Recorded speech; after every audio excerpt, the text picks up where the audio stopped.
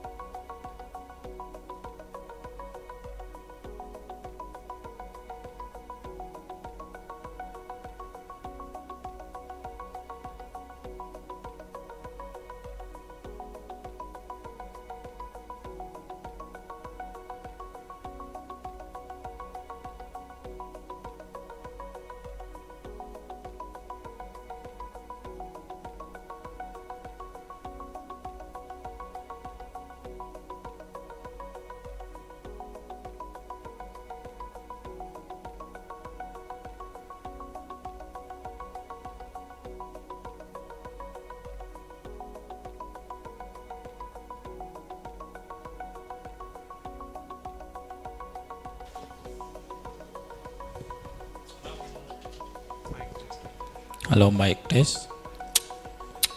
Hello, mic check sound.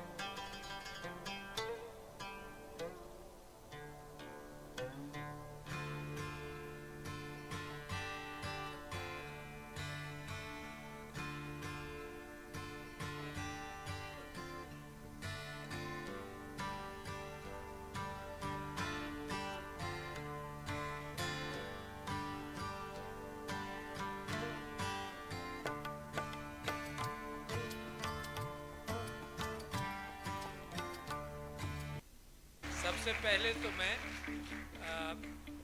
Professor Mohammad Rahman साहब का शुक्रिया अदा करता हूँ कि उन्होंने जो इतनी बड़ी पब्लिक सर्विस एक रहमान इंस्टीट्यूट बनाकर मेडिकल कॉलेज और डेंटल कॉलेज बनाकर बहुत बड़ी पब्लिक सर्विस की है।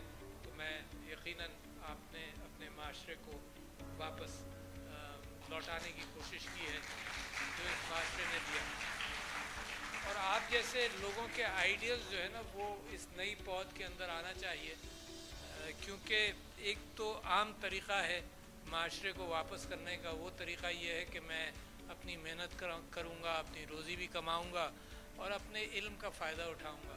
और एक ये है कि आपको उससे ज़्यादा एहसास हो अपने दिल के अंदर कि जिस माशरे के अंदर ज़्यादा ज़रूरत है कार खैर की, और कार खैर हर किस्म का हो सकता है, सिर्फ माल और दौलत का कार खैर नहीं बल्कि इल्म का कार खैर भी हो सकता है।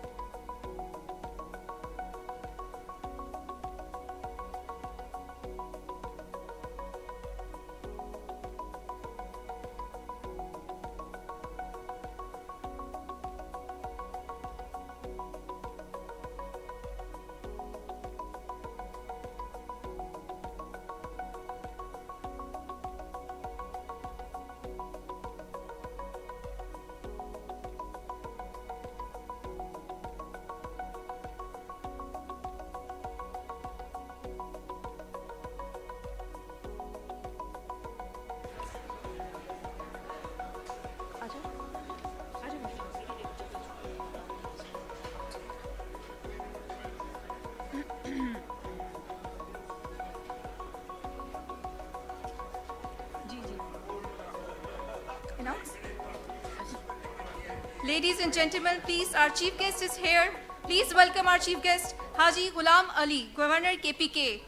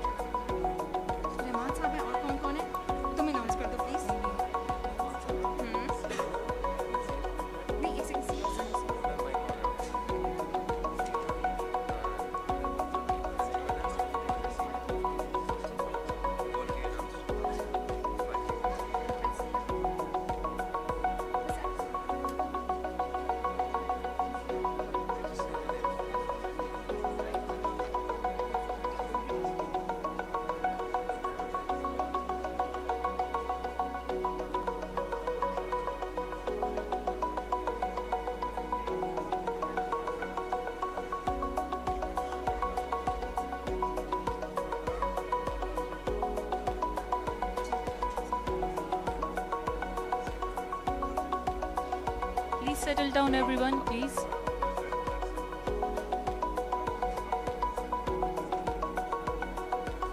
I request the audience to please settle down soon so that we can proceed to start the event. Please. Also, we would like to thank Dr. Ghulam Rasool Saab, Dr. Nasir, our CEOs, and Dr. Rahman Saab. Thank you for joining us on the stage. Please. Everyone, please be seated so we can start off. Bismillahirrahmanirrahim. Distinguished chief guest, guest of honor, panelists, our esteemed faculty, and my dear participants of ICHR24, Assalamu alaikum. I, Dr. Gulmeena Masood, and with me, Dr. Momina Rashid, have the honor of serving as the host of this esteemed occasion. And it's a prestigious moment to welcome all of you here today as we gather to celebrate a truly momentous achievement by Rahman Medical Institute, following the successful and pioneering event of ICHR23. We are once again entering a new era of research this year with International Conference in Health Research ICHR 2024. ICHR24 stands as a significant platform for experts, scholars, and researchers from various corners of the world to come together and take part in the fruitful discussions. It serves as an arena where we can challenge the prevailing perspectives, explore innovative methodologies, and embrace the different fields that will, inshallah, shape the future of healthcare. Today, as we gather to share knowledge and insights, we hope that ideas exchanged will ignite a sense of curiosity within each of us. By fostering connections and collaborations, this conference has the potential to create lasting partnerships that can drive positive change in various fields. Specifically, we envision a future where access to healthcare and well-being is equitable and available to all individuals, regardless of their backgrounds and circumstances. To keep the momentum going, I am pleased to announce that Ayan Khan and Zainab Beg will be guiding us through the next phase of the event. Thank you so much. Thank you.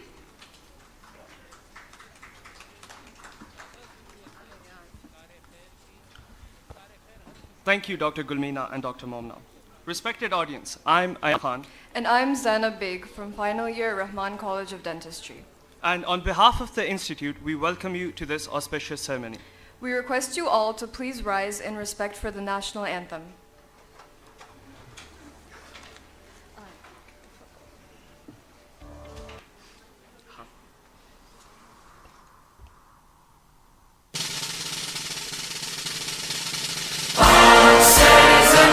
Shana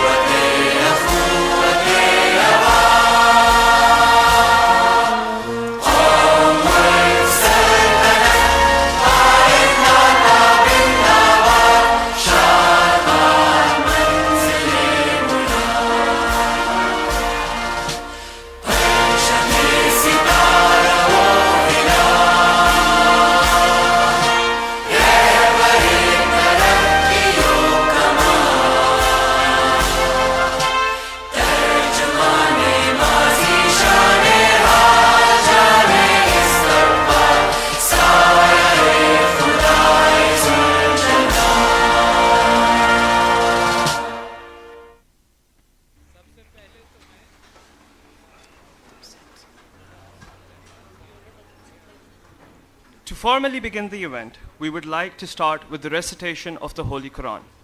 For this, I'd like to request Dr. Hafiz Abdul Ghafoor, a renowned religious scholar and professor, currently serving as the chairman of the Department of Sirah Studies and director of the Staff Training Institute at Peshawar University. Dr. Ghafoor has published numerous research papers, presenting them at both national and international conferences. Currently, he holds the position of the head of Department of Islamiyat and Pakistan Studies at Rahman Medical College.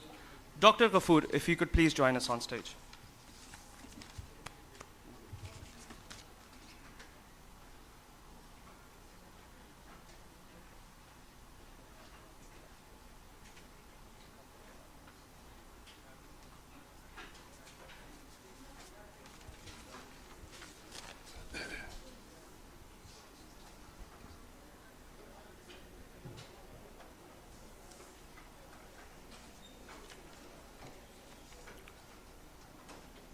أعوذ بالله من الشيطان الرجيم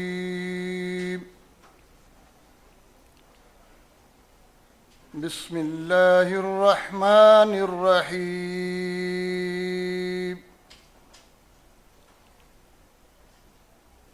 يا أيها الذين آمنوا إن جاءكم فاسق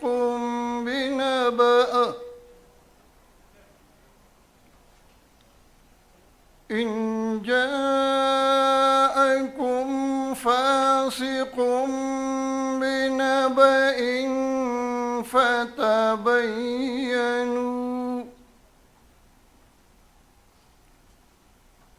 فتبينوا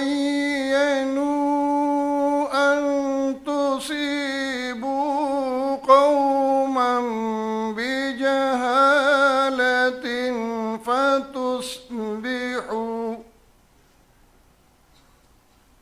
بجهالة فتصبحوا على ما فعلتم نادمين.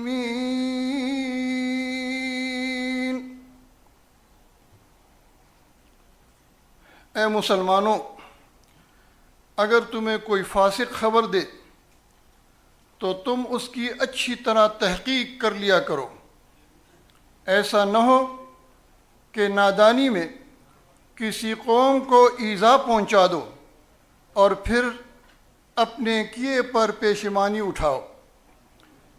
نبی کریم صلی اللہ علیہ وسلم ہر نماز کے بعد اپنی صحت کاملہ کے حوالے سے دعا مانگتے تھے، اللہم انی اسألک صحة فی ایمان و ایمانا فی حسن خلق ونجاحا يتبعه فلاح ورحمة منك وعافية ومغفرة منك ورضوانا۔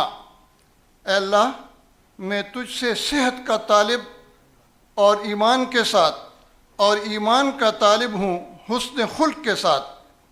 میں ایسی کامیابی کا طلبگار ہوں جس کے بعد فلاح نصیب ہو، اور تیری رحمت کا طلبگار ہوں، اور تجھ سے صحت اور عافیت، مغفرت اور رضامندی کا سوال کرتا ہوں۔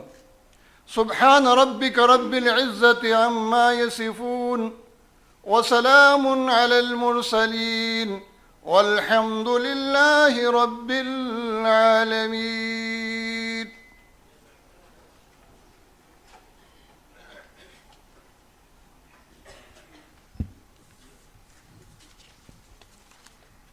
Thank you so much, Dr. Hafiz Abdul Ghafoor. Introducing the patron of ICHR and principal of Rahman College of Dentistry, RCD, Professor Dr. Ghulam Rasool. He started his clinical services in 2002 in RMI and has played a vital role in the establishment of Rahman College of Dentistry. He not only served as the principal and dean of Khyber College of Dentistry, but has also remained the president of Pakistan Association of Orthodontics twice, working in different capacities in Khyber Medical University and Pakistan Medical and Dental Council. Currently, he is a member of the National Medical and Dental Academic Board in PMDC. He is also Dean Faculty of Orthodontics in College of Physicians and Surgeons of Pakistan. He has more than 70 research publications. And has remained an editor to indexed research journal JKCD. He has organized several national and international conferences, and at present is serving as the principal of Rahman College of Dentistry. He's a true mentor in the field of research and education and is the chief editor and pioneer of our very first journal, JRCD. He is also an architect of a 6-month certificate course in health research CHR. We'd like to call upon stage Professor Dr. Ghulam Rasool for an introductory speech.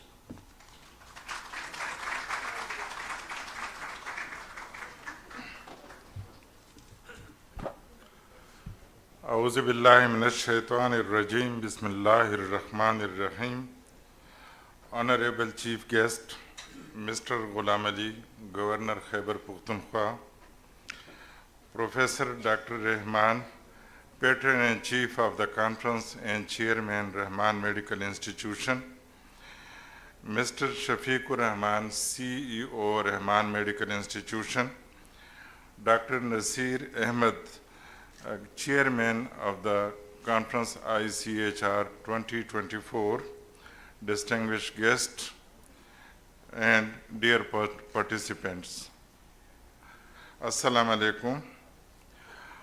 I feel proud to welcome you all at this August occasion of celebrating 2nd International Conference on Health Research. This conference is 2nd on health research, and we were the first. In 2023, we celebrated a mega event of international conference. Sir, you will be remembering our last year, you attended the same as well. This is unique in the country that we have a collaborative platform. This conference is being attended by medical, dental, allied, and applied health science faculties and fraternity. This year, surprisingly, we received request for registration around 800. And well before the closing date, we have to lock that at 800. Otherwise, we were unable to accommodate such a large number of participation. And this was because the great success of RMI research for the last 2 years. We have organized 31 workshops, pre-conference workshops, successfully conducted with heavy participation. Around 750 people were being certified in these workshops. This is one of the greatest number even in any conference in the province or in the country.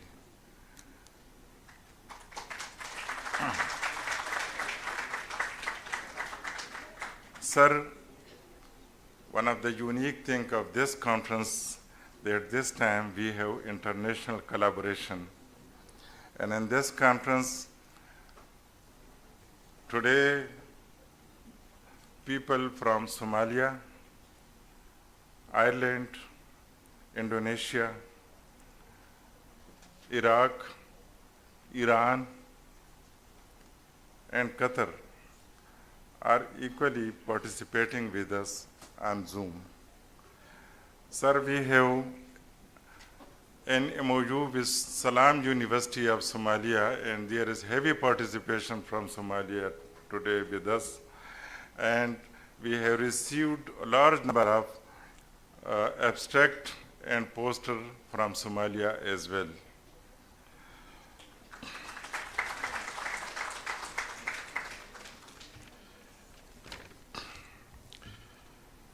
As a vision of RMI, we are highly motivated to play a leading role in the health research. In the last 3 years, RMI has a tremendous achievement in health research. Rahman College of Dentistry has shouldered the responsibility of this conference and 6-month research course in the health research. Across the country, the people are being trained. We are training the trainer in RMI, and I'm thankful to Professor Athar Inam.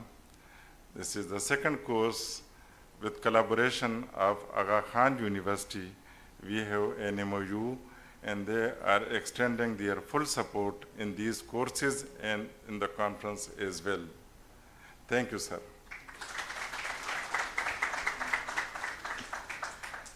We have a large number of international level speakers and facilitators for the last 1 week, and Alhamdulillah, the event is being successfully progressing towards its end. Last year, we trained 150 professionals from all the specialty, from all the parts of the country in health research, and they were awarded certificate of 6-month research course, and 50 undergraduate students in addition to that. And this year, we are going to award a 6-month certificate course by tomorrow to 120 professionals, and we have a long list of waiting list of application waiting for this research course. Inshallah, we will soon open the 3rd course as well.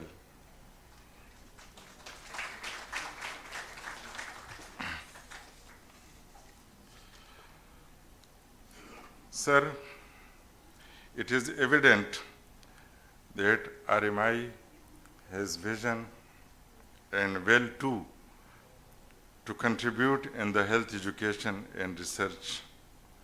And Alhamdulillah, RMI is resourceful and is willing to contribute in the health and education financially as well. I'm thankful to the RMI management for their full support for organizing this conference, and to all the RMI education institutions for their strong support and day and night support with us. And because of all the colleges' support, today we are here to celebrate a mega event. Sir, this is unique conference. We have keynote speaker, we have panel discussion, we have plenary session, we have scientific session, we have oral presentation competition of around more than 20 institutions from across the country, and from across the globe. International students are also participating in the oral presentation competition. We have also the poster competition and a rapid fire competition in research, and we have a scientific cafe, another taste in the field of research for the networking of the researcher with their seniors. And we have organized undergraduate corner and postgraduate corner. So a blend of activity in this research conference we have organized. And I'm thankful to chairman of this conference, Professor Dr. Nasir, who really is internally motivated, and his sleepless night we will never forget for the research. He is always thinking about research, and he is motivating the researcher in the field of medical and dental sciences.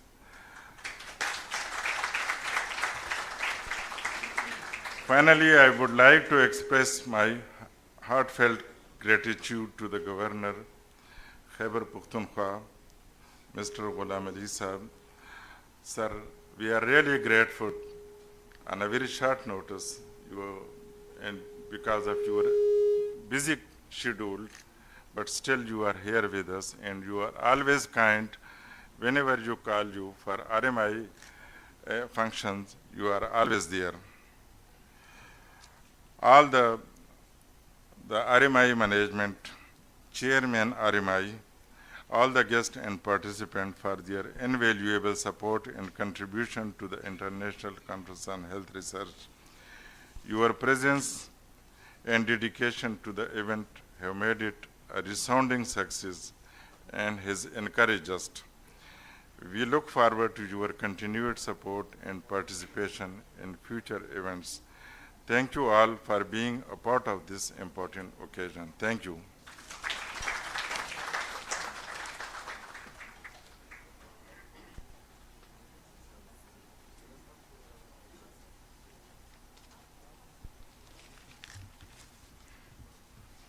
Thank you so much, Dr. Ghulam Rasool.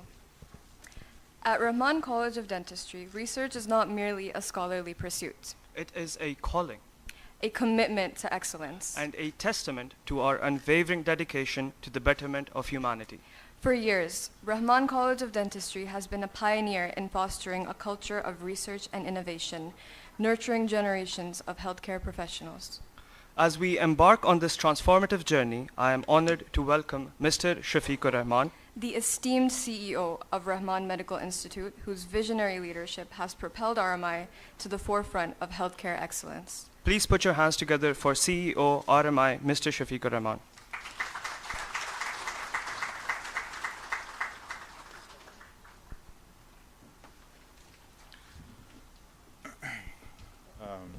Bismillah ar-Rahman ar-Rahim. Distinguished delegates, students, guests, faculty members, team members, Honorable Governor Khyber Pakhtunkhwa, Haji Ghulam Ali Sahab, Assalamu alaikum, and a very good morning to all of you. I think it's a delight to be here and joining you on the second edition of ICHR 2024. And it's great to see that it's a much bigger edition than last year. It continues to improve. And it's great to see such active participation. Over the last week, we had a number of pre-conference workshops which were actively attended, and we had very positive feedback from all of those workshops as well. So while I could talk about RMI and what we've done so far, I'm sure many of you are fairly aware of that, and hopefully you'll learn more about RMI in the days to come. But I thought I'll just use this occasion to talk a little bit about research and the importance of research. So there's conversations that happen on whether research is really a priority for a country like Pakistan. Perhaps it's a luxury that we as a nation cannot afford. And we have so many other priorities to focus on, so why research, right? And that's a question I just want to share some thoughts on. I think it's first important to understand where we as a nation stand right now. I was reading a very interesting Harvard Business School case study recently, and talks about Pakistan's Nazuk Mode, and those not from Pakistan would understand it's a sensitive time for the country, and that's a phrase that we've been hearing about for so many decades now, and we don't know when we are going to get out of it. So Pakistan has been in a very difficult stage, but perhaps right now is our most challenging time in our history. I don't need to talk much about the state of affairs. We are all very well aware of them. The inflation, the unemployment, the state of education, the effects of climate change, our exports, we know where we stand. And it's a very serious state of affairs where an exchange rate impact hits everyone in the country in such a drastic manner. So it's a very difficult position for the country. And when it comes to challenges as far as education is concerned and healthcare, it's no better. We have a health crisis, whether it's the population crisis or the disease burden that we have is increasingly unmanageable. We're just trying to catch up, and we cannot. Whatever capacity, even if you double the health capacity available in Pakistan, it just cannot handle the burden of disease that we have, which directly has an impact on the country and its economic well-being. And the reasons for this are somewhat obvious as well. We have leading academicians sitting here, and they would testify to this as well. When we as a country choose to spend not much more than 2.5% of our GDP on education, and perhaps just 0.3% of that on science and technology, it's no wonder why we lag behind so many other nations. So this really, I feel currently we are at a turning point. I think we as a nation, all of us as a population and citizens of this country have choices to make on where do we go from here. And there's two directions that the future outlook could look like. We can either go on the current trajectory, which is a vicious cycle, where every time exchange rate suffers, every time there's a crisis, the tax burden keeps increasing, the employment keeps increasing, the education or the illiteracy rate just keeps going up. That's one trajectory. And we continue to have these low value exports of commodities and raw material, or we can choose the path of turning into a knowledge economy. We as a nation can choose to invest in science and technology, in innovation, in research and development. And that is the path that many countries have taken, which I will share in a brief moment. A country of our size, of our magnitude, and of our potential, having exports of not much more than $30 billion is nothing. There is no hope for this country unless we do something drastic to change the direction. It is absolutely imperative for us to take this up 3x, to take this to $100 billion within the next 10 years. And how do we do that? And let's learn from so many other countries who've done that. Whether it's a nation state or as an organization, I think our role is very similar to that of a farmer. A farmer plants a seed, but he doesn't grow any crops. He doesn't grow anything. All he does is provides the right set of conditions. It's providing the right set of environment to allow that to thrive. And this is exactly what we need to do. For innovation, for research, for development to thrive, all we need to do is provide the right set of conditions at a national level, at an organizational level, and try to make that a priority. It's not all doom and gloom. There's a lot of hope, there's a lot of potential. We are a country of, I guess, 250 million plus, of which more than 2/3 is under the age of 30. So it's not that difficult to convert this population burden into a youth dividend. If we invest in them, and we invest in their capacity, if we provide the right direction, that is the way forward. Innovation isn't about why. Innovation is about why not. And there's numerous nations who've come into existence around the same time as us, or a bit later than us, who've thrived and who've done much better than us. And I'll just share a few small examples of what a successful knowledge economy looks like, what investment in research and development looks like. Singapore is a tiny island nation, came into existence in 1965. The size, less than District Charsada. Pakistan's exports, $38 billion. Singapore, $380 billion. 10 times that of Pakistan, and that's one district in the province of Khyber Pakhtunkhwa. Look at Korea. Its area is less than the province of Khyber Pakhtunkhwa. Right? Came into existence 1945, just 2 years earlier than us. The size of their economy, the size of their GDP, 5 times that of Pakistan. Taiwan, tiny island nation. The size is smaller than District Khairpur. Just one company in that country, TSMC, is one of the largest chip making companies. It's all tech-based, right? Just one company. It's worth $680 billion. How does that compare to us? It's 5 times total size of Pakistan's external debt.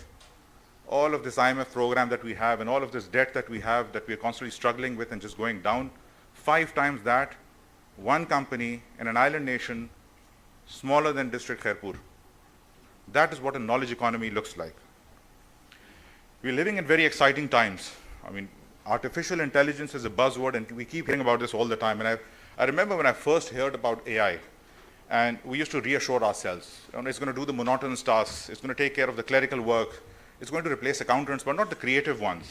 There are things that computers can never do. I mean, I can take out my phone right now and it can draw me a painting, it can write me music, it can write me poetry, it can even create videos.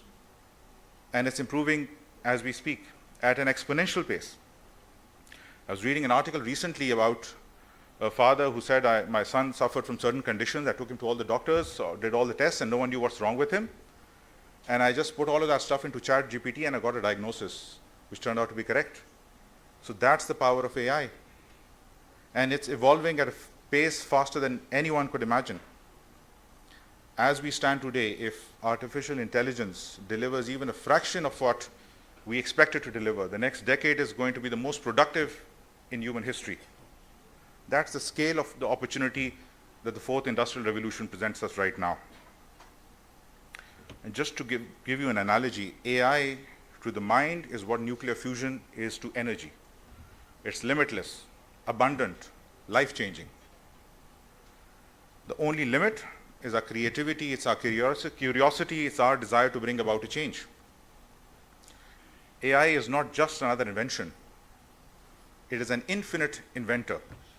That's the power of the tool that this is. And it's all research and development, and this is why we as a country have to prioritize research. Because there's no other hope. There's no other way we can turn around our fortunes. We can go this downward spiral in this vicious cycle, or we can turn this into a virtuous cycle and make progress at an exponential pace that has never been seen before. Finally, I thank you all for joining us on this momentous occasion. My very special gratitude to all the conference organizers, particularly Professor Ghulam Rasool Saab, Professor Nasir Saab, and all the other team members whom I cannot name individually, but I know they've spent sleepless nights, they've spent time over here on campus. Thank you all very much for all your efforts allowing us to have this wonderful event today. To all the delegates, particularly the ones who've traveled here from other cities and from other parts of the world or are joining us remotely, thank you for joining us and sharing with us this wonderful occasion. And I think in many occasions, in many conferences, the real value is not the content that's delivered here, which is invaluable. It's the connections you make outside. It's the interaction that you have with each other, the knowledge that you share. And I hope it leads to greater things. I hope it leads to greater collaboration going forward, and we continue to work on this trajectory to change the fortunes of this country and be in a League of Nations that is considered developed globally. So thank you all for your time over here. I wish you a very productive conference, and I wish you a very memorable stay in this historic city of Peshawar. Thank you very much.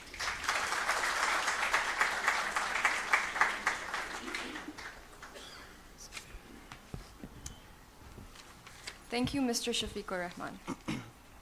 Next up, we have the Chief Patron of ICHR24 and Chairman of Rahman Medical Institute, Professor Dr. Mohammad Rahman. He is an internationally renowned figure in the field of cardiac surgery with a legacy spanning over 50 years. He has performed over 20,000 open heart surgeries, making him one of the most experienced surgeons in the subcontinent. In recognition of his outstanding services to the field of cardiac surgery, Professor Dr. Rahman was conferred with the prestigious Sitara-e-Imtiaz, one of the highest civilian awards by the government of Pakistan. He established the Pakistan Society of Cardiovascular and Thoracic Surgeons in 1991 and helped in setting up 4 cardiac centers across Pakistan. Please put your hands together for Professor Dr. Mohammad Rahman.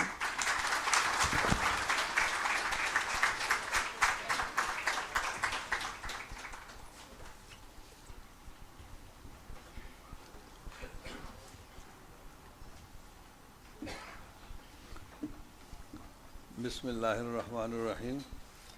Honorable Governor, KPK, distinguished guests, ladies and gentlemen, Assalamu alaikum.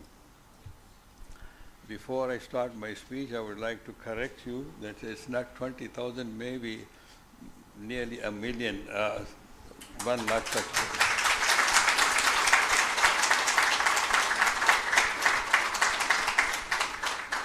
I started in 1975 in Karachi till today, and I don't have the record of all those cases, but if I roughly calculate it, so the number is very, very large. Unfortunately, we didn't have computers and other things in those days so that I can recall my data. But the number is the beginning, right from 75 till now, is a huge number, and which includes congenital heart disease, rheumatic heart disease, and coronary artery disease. Everyone was a challenge for me to start with, but I'm happy and thankful to Almighty Allah that not only I established cardiac surgery in Pakistan, but at the same time trained the people in various specialties like cardiac surgery, pediatric cardiac surgery, and perfusionists, etc. And then this profession spread across the country all over, and now I'm still happy and proud that most of my students are working. Even most of them are retired now. Now I got grandchildren who are working as a cardiac surgeon. And now they are working everywhere in Middle East, Americas, other countries also. So I'm very proud of what I have achieved, and this is all by the grace of Allah, not me. There is something hidden force which pushed me to do this for the nation. And the second achievement was this RMI, which was a dream for me. I wanted to establish it so that I can bring quality of service, not only quality of service to healthcare, but at the same time, education is the most important thing, to quality of standard education. This was the first medical college in KPK where I started integrated cardiac surgery, integrated teaching in the medical school. And I'm glad that even the KMU followed our system. And if we have the opportunity, we can further improve this system, provided we have the blessing of the government to have a medical university. Even then we can do that.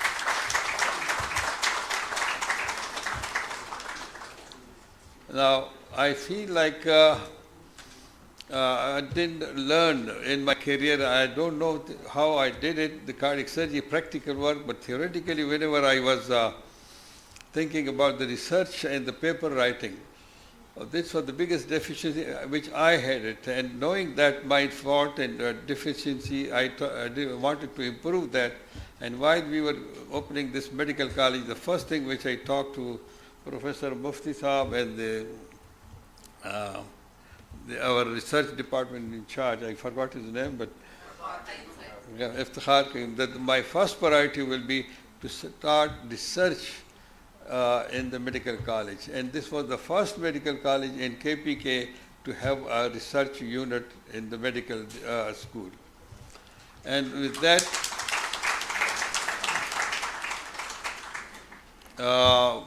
my desire was that we should know how to write a paper, how to collect the data, and then clinical research is another one that we have also started it. So this was my dream, which by the grace of Allah it's coming to completion. And inshallah this will continue not only as a health service quality, service of health service, but at the same time education and research in the future in this complex. At the same time, I would like to say a few words about not only RMI, that I am proud of this project, but we have contributed a lot of other institutions around the city and other places. And now I can call it easily that it's a medical city now, the Hayatabad Medical City. And you can see lots of medical colleges and hospitals coming up with the same standards, for which I am already also very proud of it, that our province is doing excellent in that field. Most of the hospitals are staffed by the people who were trained in this place. If I take it just like Peshawar Cardiovascular Institute, all these staff, theatre people, anesthetists, surgeons, they were all trained here. Similarly, other hospitals, this private sector. So we did our contribution, and I'm looking forward to the younger generation to do more and improve it further in the medical field. I think I have done enough. If you want me, I can read this the written speech for you, but I think this will be enough. Thank you.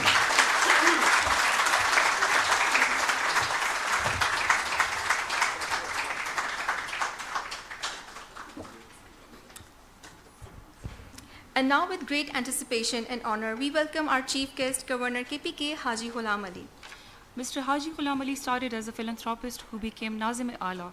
He has previously served as the mayor of Peshawar for more than 3 years and as a member of Senate from 2009 to 2015, that is for 6 years. He was the chairperson of Senate Committee on Commerce and Textile Industry and currently serving as the 34th governor of Khyber Pakhtunkhwa. Ladies and gentlemen, please welcome Haji Ghulam Ali.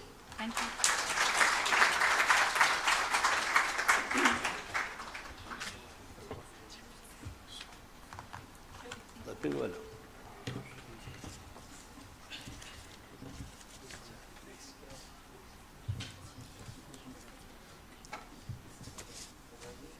बिस्मिल्लाहिर्रहमानिर्रहीम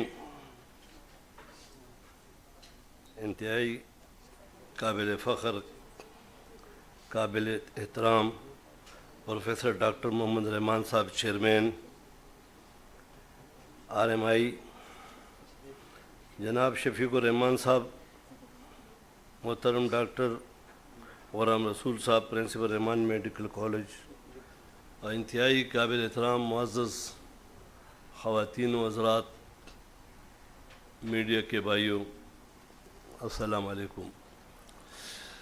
میں سب سے پہلے آج کے research کے اس عظیم الشان conference پر رحمان medical college chairman صاحب اور باقی جتنے بھی اس میں انہوں نے ورک کیا ان کو خیر تحسین پیش کرتا ہوں اور خوشی محسوس کرتا ہوں کہ صحت کا شعبہ ہر وقت جدید ریسرچ کا محتاج رہتا ہے۔ جس طرح دنیا میں اور خاص کر ہمارے ملک میں درجنوں بیماریاں مہینوں اور سالوں میں ابھرتی ہیں، اس کے خاتمے کے لیے رحمان میڈیکل کالج، رحمان صاحب اور ان کے جو بھی ذمہ داران ہیں، اور یہ دوسرا کانفرنس میں اٹینڈ کر رہا ہوں، ان کو خیر تحسین پیش کرتا ہوں۔ امید کرتا ہوں کہ انشاءاللہ تعالی ان کی کاوشوں سے اور یہ جو ہمارے نوجوان بیٹے ہیں، ان ہر ایک کے ماتھے پہ میں یہ دیکھ رہا ہوں کہ بیماریوں کے خاتمے میں یہ نہ صرف اپنا رول ادا کریں گے بلکہ ایک جہاد کریں گے، لیکن ان کو ضرورت ہے اس قسم کی ریسرچ کی۔ جب ان کو آپ ریسرچ پرووائڈ کریں گے تو اس طرح بیماریاں یہ کا خاتمہ کریں گے صوبے سے اور ملک سے۔ میں اس پر آپ کو خیر تحسین پیش کرتا ہوں۔ جس طرح مشکل حالات میں چیئرمین صاحب نے اس صوبے میں اس ادارے کا سنگ بنیاد رکھا، میں پورے خیبر پختونخوا کے عوام کی جانب سے آپ کو خیر تحسین پیش کرتا ہوں۔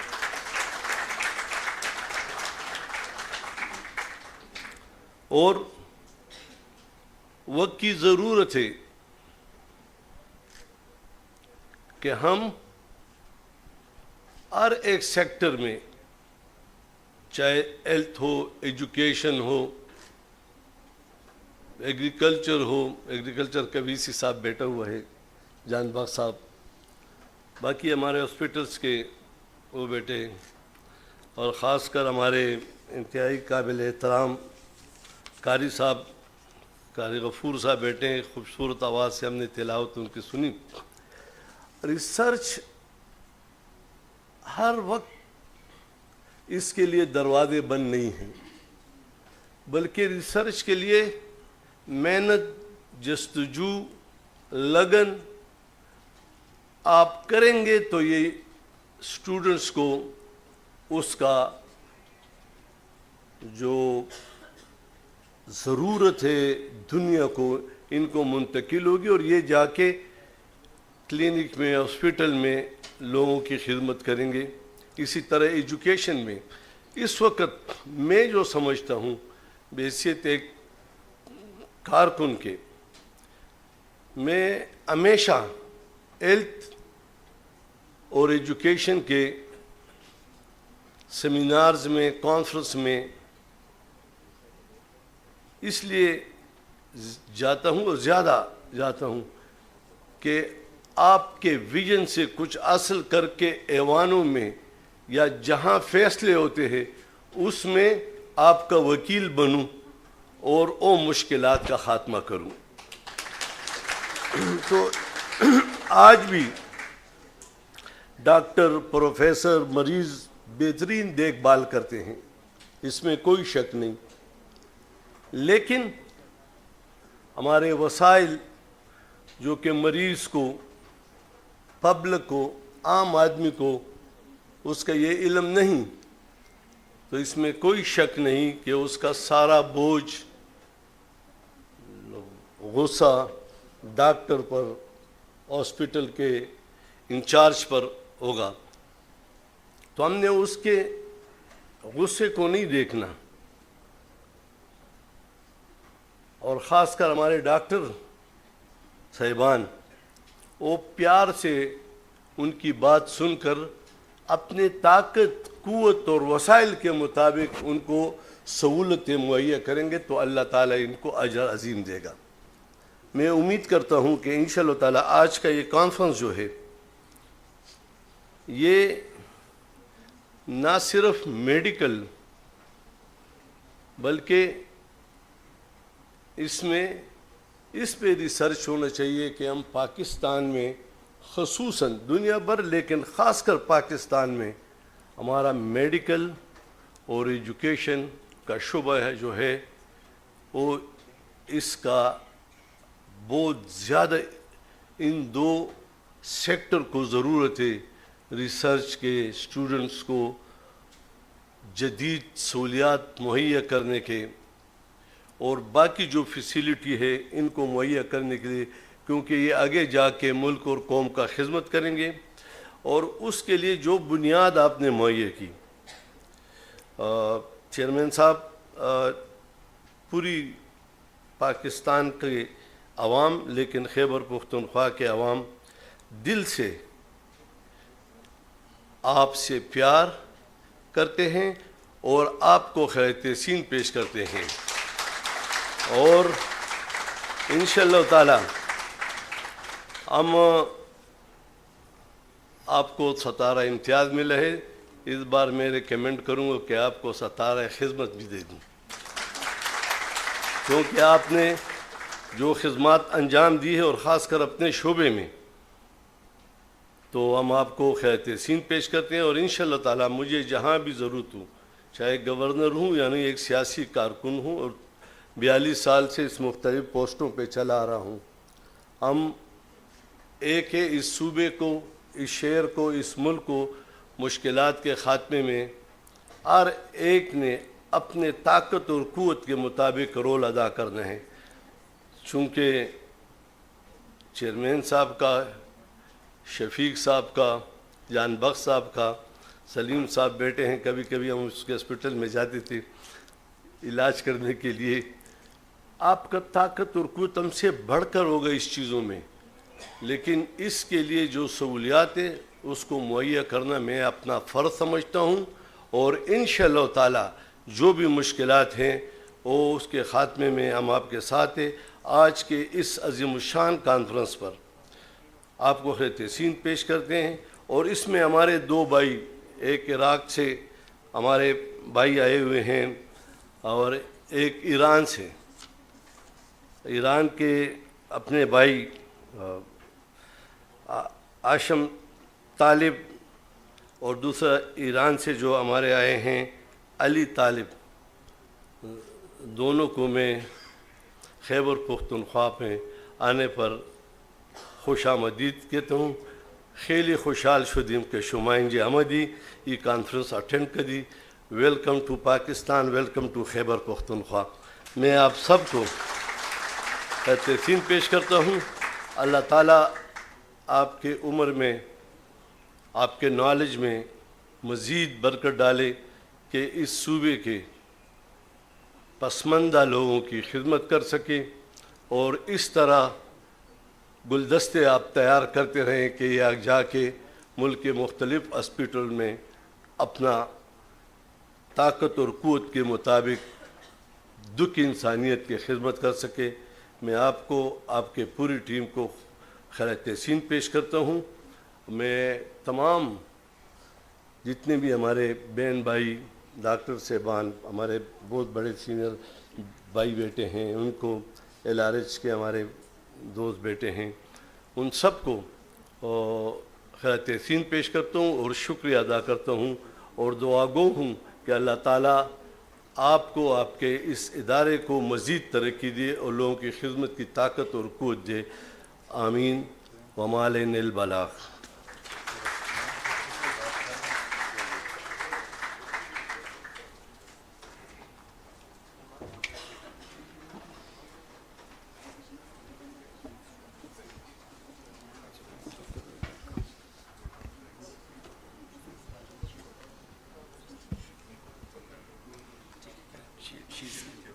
शीट्स के बाद वोट ऑफ थैंक्स, शीट्स के बाद vote of thanks.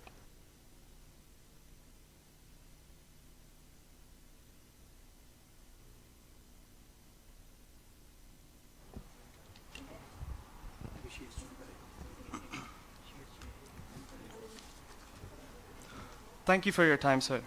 Rahman College of Dentistry proudly announces the recipients of travel grants as pledged by ICHR 2024, which cover travel expenses for participation in the course.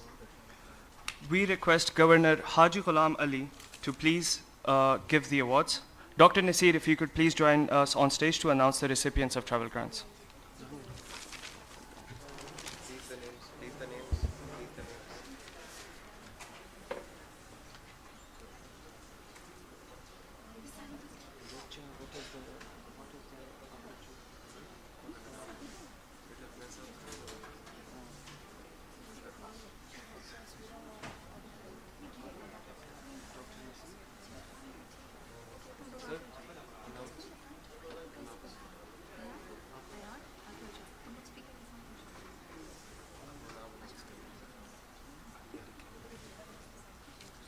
Thank you so much.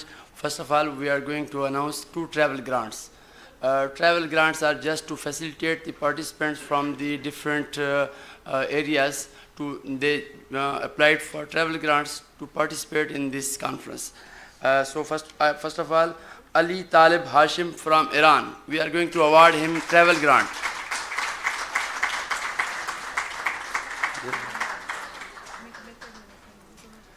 Then Momina Sayyed. She is awarded with the travel grant. Momina Sayyed. Please.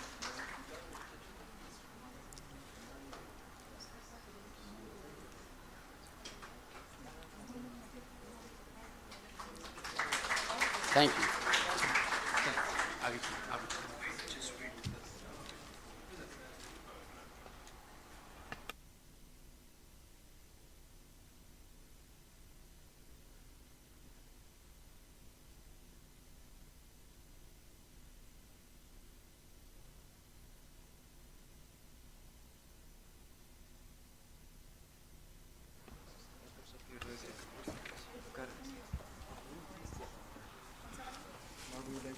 Next up, we would like to applaud the efforts of the advisory committee.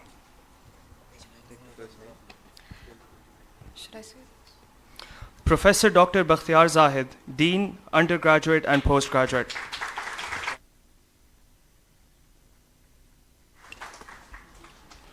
Professor Dr. Mukhtiar Zaman, Principal, Rahman Medical College.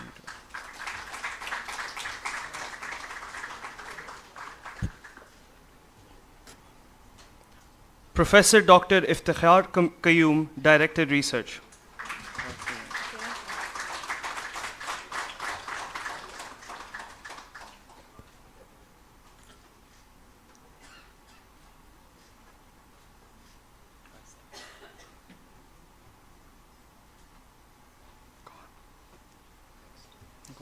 Professor Dr. Tariq Mufti, Academic Advisor.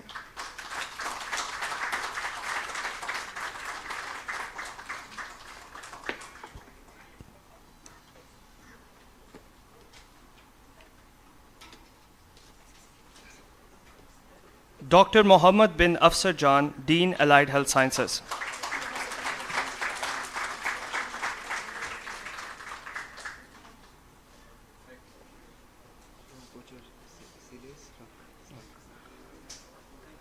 Ms. Sileh Rahman, Director, Rahman College of Nursing.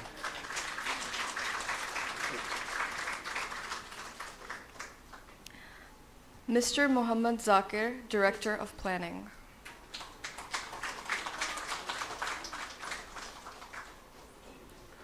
Mr. Mohammad Danish, Vice Principal, Rahman College of Allied Health Sciences.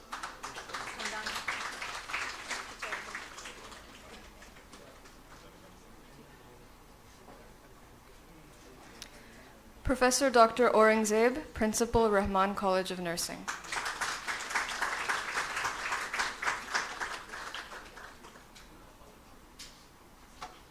Mr. Bilal Khan, Principal, Rahman College of Rehabilitation Sciences.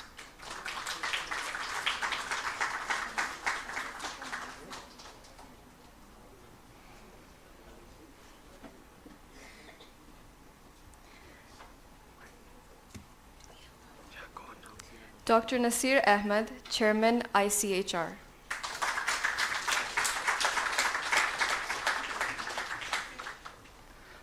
And Professor Dr. Ghulam Rasool, Principal, RCD.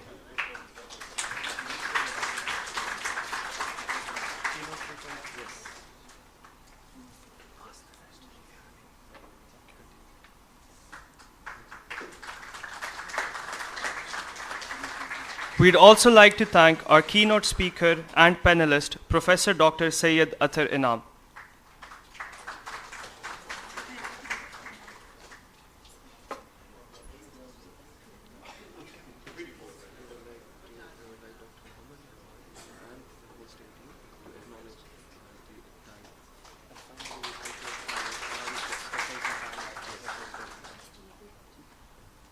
And finally, we'd like to acknowledge our chief guest, Mr. Haji Ghulam Ali, for taking time out of his day for us today.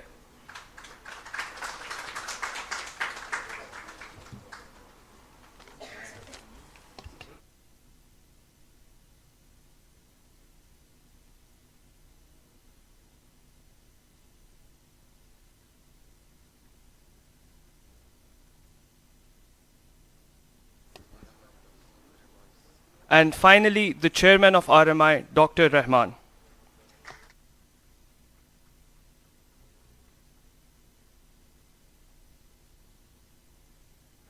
And the CEO, Mr. Shafiqur Rahman.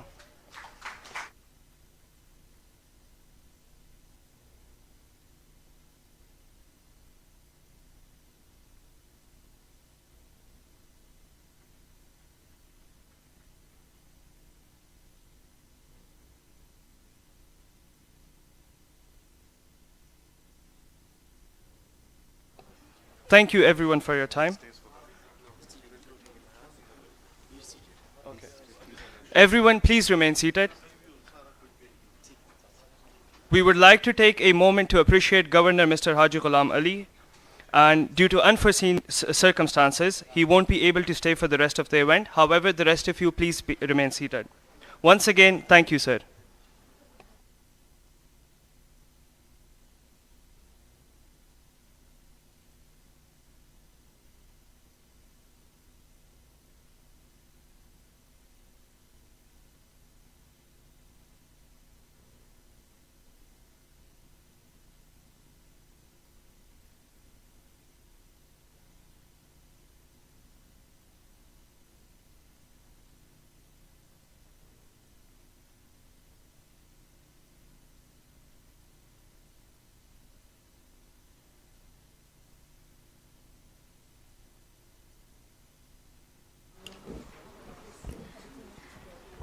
And now, with great anticipation, we welcome our chief guest and keynote speaker, Professor Dr. Syed Athar Inam. Professor Syed Athar Inam is a US certified neurosurgeon with a PhD in neuroscience. And he is a distinguished professor at Aga Khan University, Karachi. He holds certification in neurosurgery from Canada and fellowships from the Royal Colleges of Surgeons in Ireland, UK, and Canada. He has received multiple awards and honors, including the Sitara-e-Imtiaz. And he is the founding president of the Pakistan Society of Basic and Applied Neurosciences. And the Pakistan Society of Neuro-Oncology. He serves on various committees and boards internationally, and his extensive research contributions include over 300 publications and lectures globally on neurosurgery, neuro-oncology, and neuroscience. Please welcome on stage Professor Dr. Syed Athar Inam.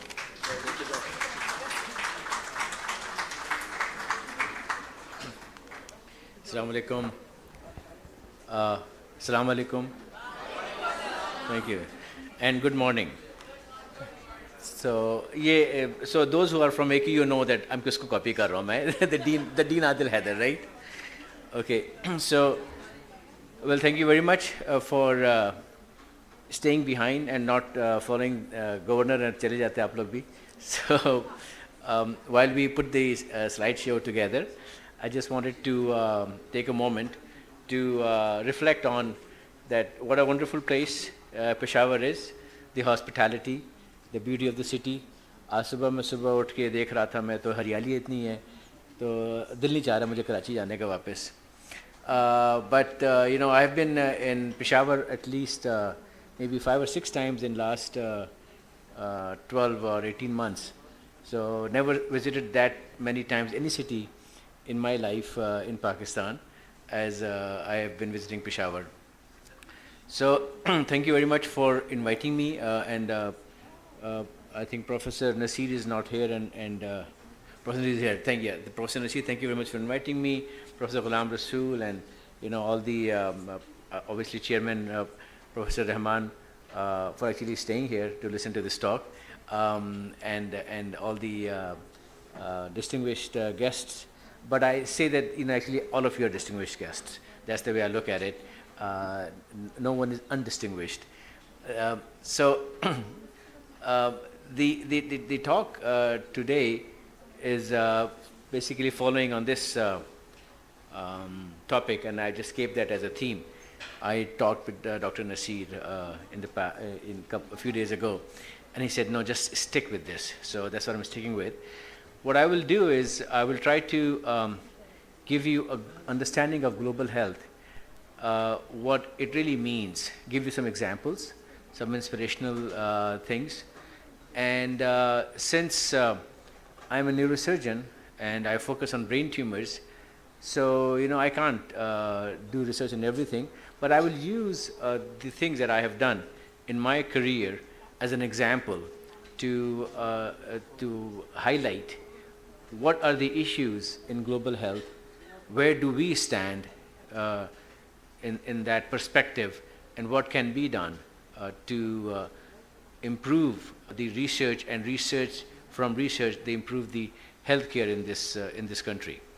So the talk is a mix of a lot of things, and I hope that you get to there you go. Yeah.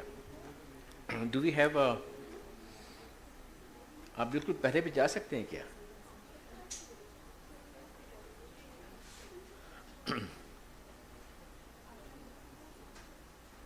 Wow. Okay, so thank you very much. That's very nice of you. Thank you. बहुत शुक्रिया. बहुत शुक्रिया. Okay. So, all right.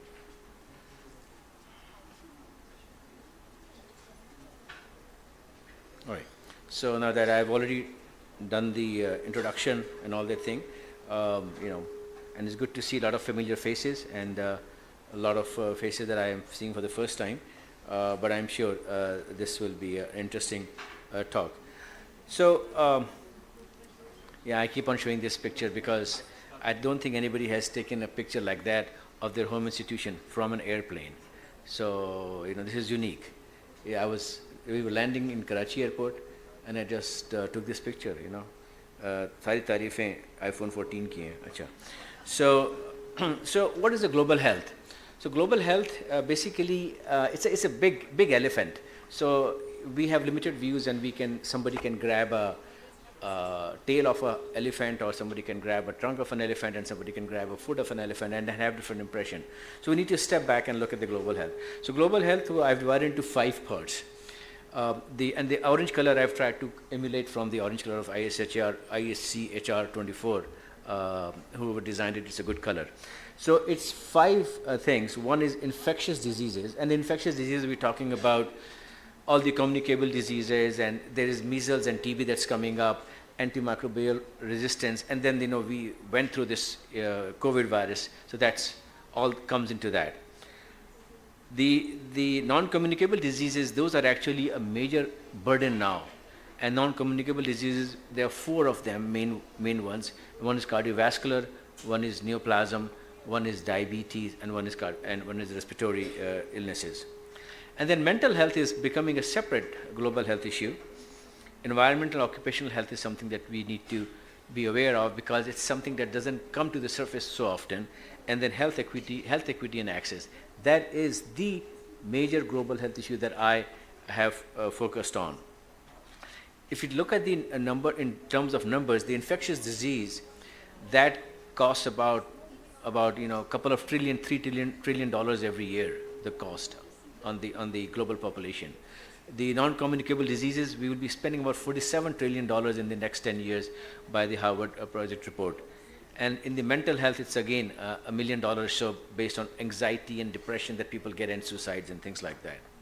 So, most of you are not of that age group that would recognize this kind of face. So those who are 60 plus, they would know what this face is.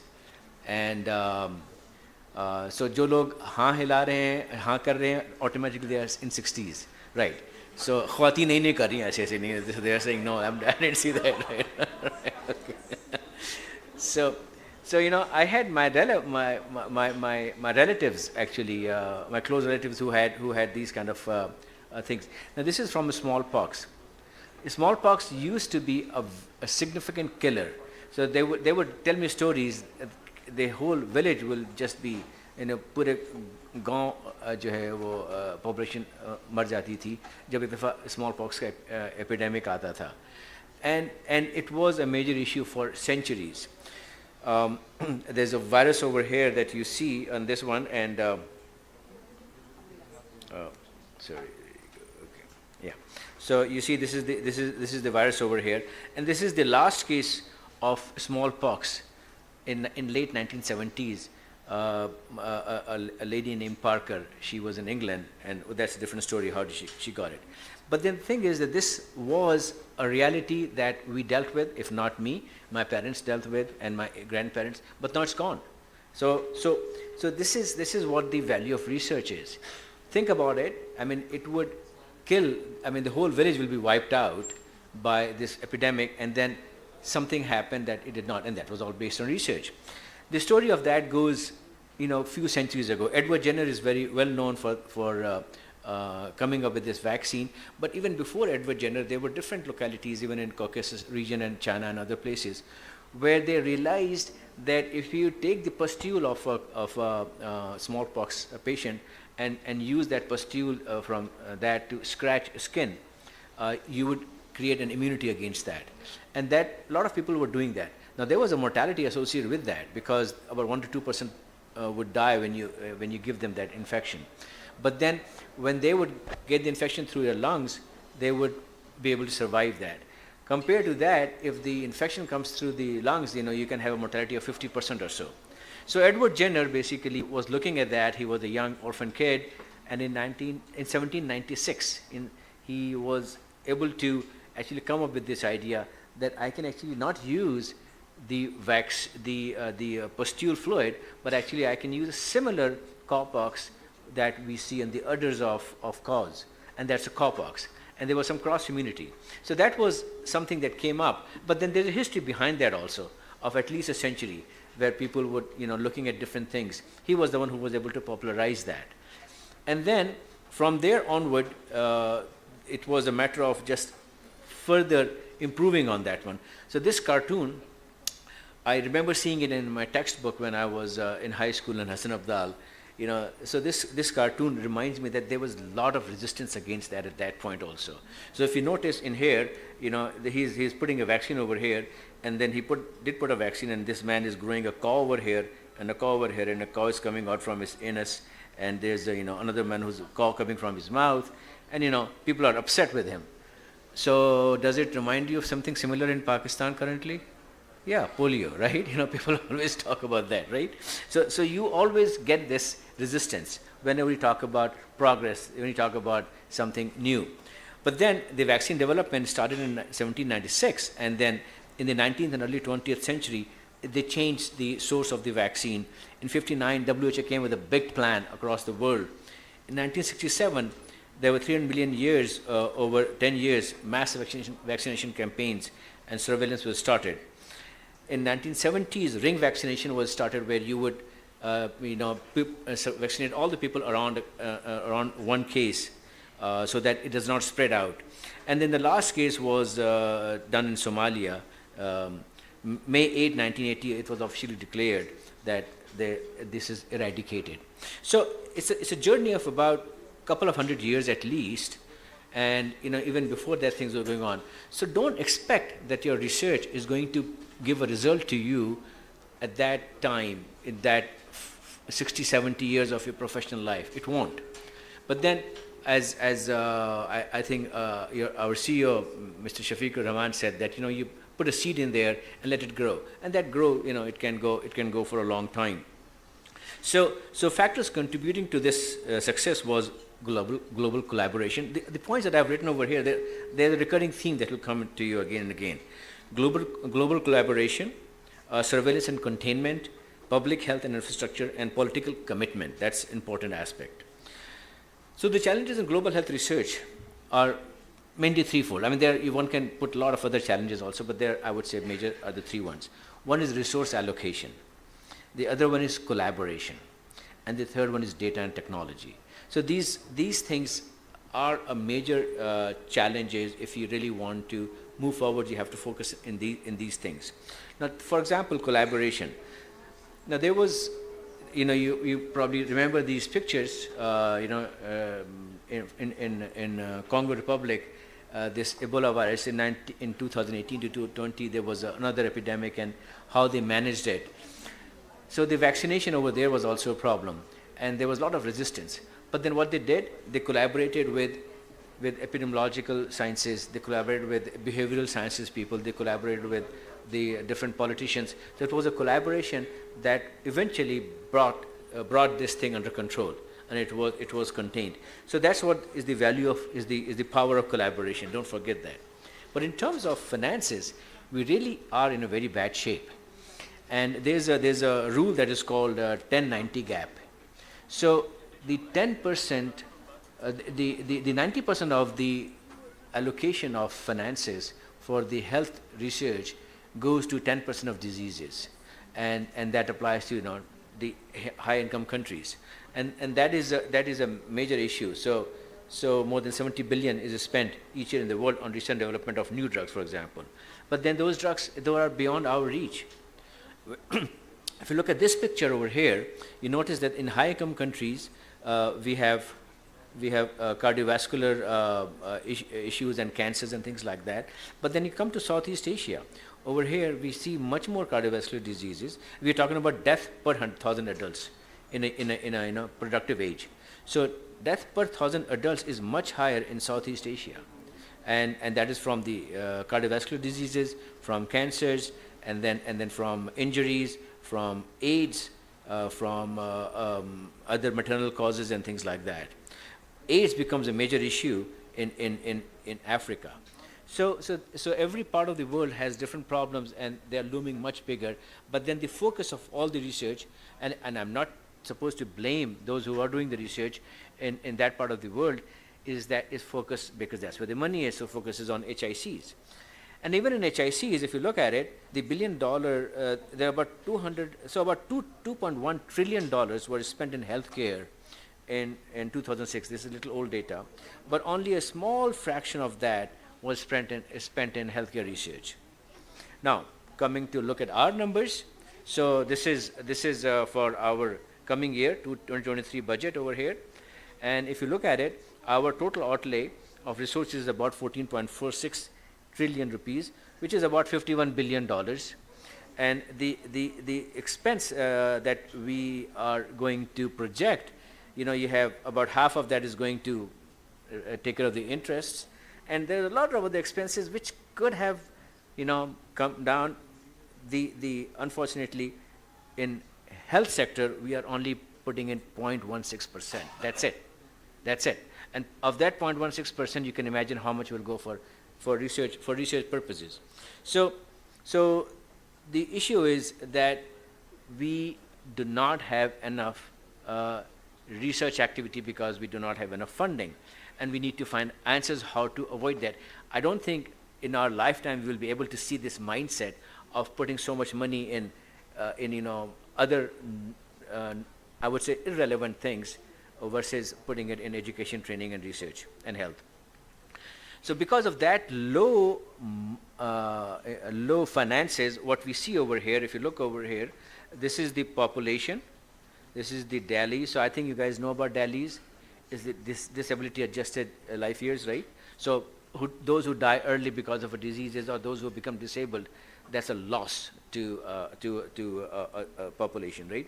So dailies, and then this is the publications. So in HIC, the population and dailies compared to the number of publications coming out is so much different compared to the LMIC. So we don't, it's upper middle. So we belong to an LMIC group, and more so in the lower middle group. But then LMIC sometimes puts together as middle income, these two, and the lower. So, but you can see that the amount of research coming out based is very, very small. And if you, this is the kind of diseases that are present in different part of the world based on their HIC status. So type 1A are more common in high income countries, and type 3 is more common in very low income country. So you can see that those diseases which are in high income countries, they are getting more research, more publications, whereas the ones that are more prevalent in low income countries, they're not getting it. So this is a map that shows over here, and we over here are really in the lower middle income group. So the dailies that affect mainly is not only infectious diseases, but mainly it affects those which we call as non-communicable diseases. So as I mentioned, there are 4 types of non-communicable diseases, and they account for about 2/3 of deaths globally. And the biggest one on this is cardiovascular diseases, then cancers, and then diabetes and chronic respiratory diseases.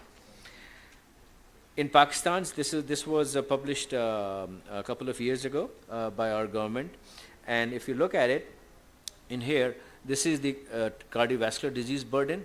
This is all the NCDs. This is the neoplasm, pretty large, and then you have other burdens over here. Now, over the last 20 years or so, the maternal and child health and all those things have really shown an effect, and thanks to the group of pediatricians in the country, which includes Zulfikar Bhutta, who does come from Peshawar, Khyber Medical College. So this has really come down. But then the neoplasm is still pretty high than NCDs and injuries. And if you look over here, this is very difficult to read in here, but then the neoplasm is going up. So the burden of neoplasm is going to keep on going up and up. And then we continue to face this issue of funding disparity, the infrastructure which is not adequate, and the data scarcity, right? So if you look at it, again, our CEO was talking about this GDP per capita income. So the richest country in per capita income is Luxembourg, $127,000 per person. Singapore is $78,000, and USA, just for comparison, is about $76,000. We have $1,500. That's our per capita GDP per capita. Don't worry about the PPP, because that's purchasing power parity, which has a slightly different index in there. But look at this number, 1,500 versus 127,000. I mean, this is the difference that we are facing over here. And then that translates into research funding also. So health research expenditure in USA was $194 billion, 194,000 million billion dollars in 2020. That's a big amount of money, right? The health expenditure, we don't have an idea of our health expenditure, but it will give you an idea that in USA, the per capita health expenditure was $11,000. In Pakistan, the per capita health expenditure was $42. So that gives you how much money we have allocated for our research purposes. And then, as I mentioned over here, if you notice, one is the funding disparity, one is the data scarcity. The data is also lacking in a lot of things. So as I told you, I'm a neurosurgeon, and मेरी छोटी सी दुनिया है neurosurgery, उसमें brain tumors. So I just focus on those things. But then, the idea is that whatever your area is, big or large, you focus on that one and see what you can do over there. So I looked at the epidemiology of brain tumors, and there was no data available. This is, Pakistan. Over here is white. There's no data on Pakistan. We had for India and other countries, and obviously some other LMICs don't have data. So, know thyself, know thy enemy, 1,000 battles, 1,000 victories, right? So this I've shown in the past also. What I did was I made a consortium, made a society, put people together, zero funding, no money. मैंने जेब से कुछ पैसे दिए अपने अलबत्ता, किसी को चाय पिलाना, किसी को ये करना. But then we contacted all the major hospitals across the country, we had enough friends that they were able to give us some information, and we came up with this, the Pakistan Brain Tumor Epidemiological Study. Now that was an eye-opener for me, or at least for a lot of people.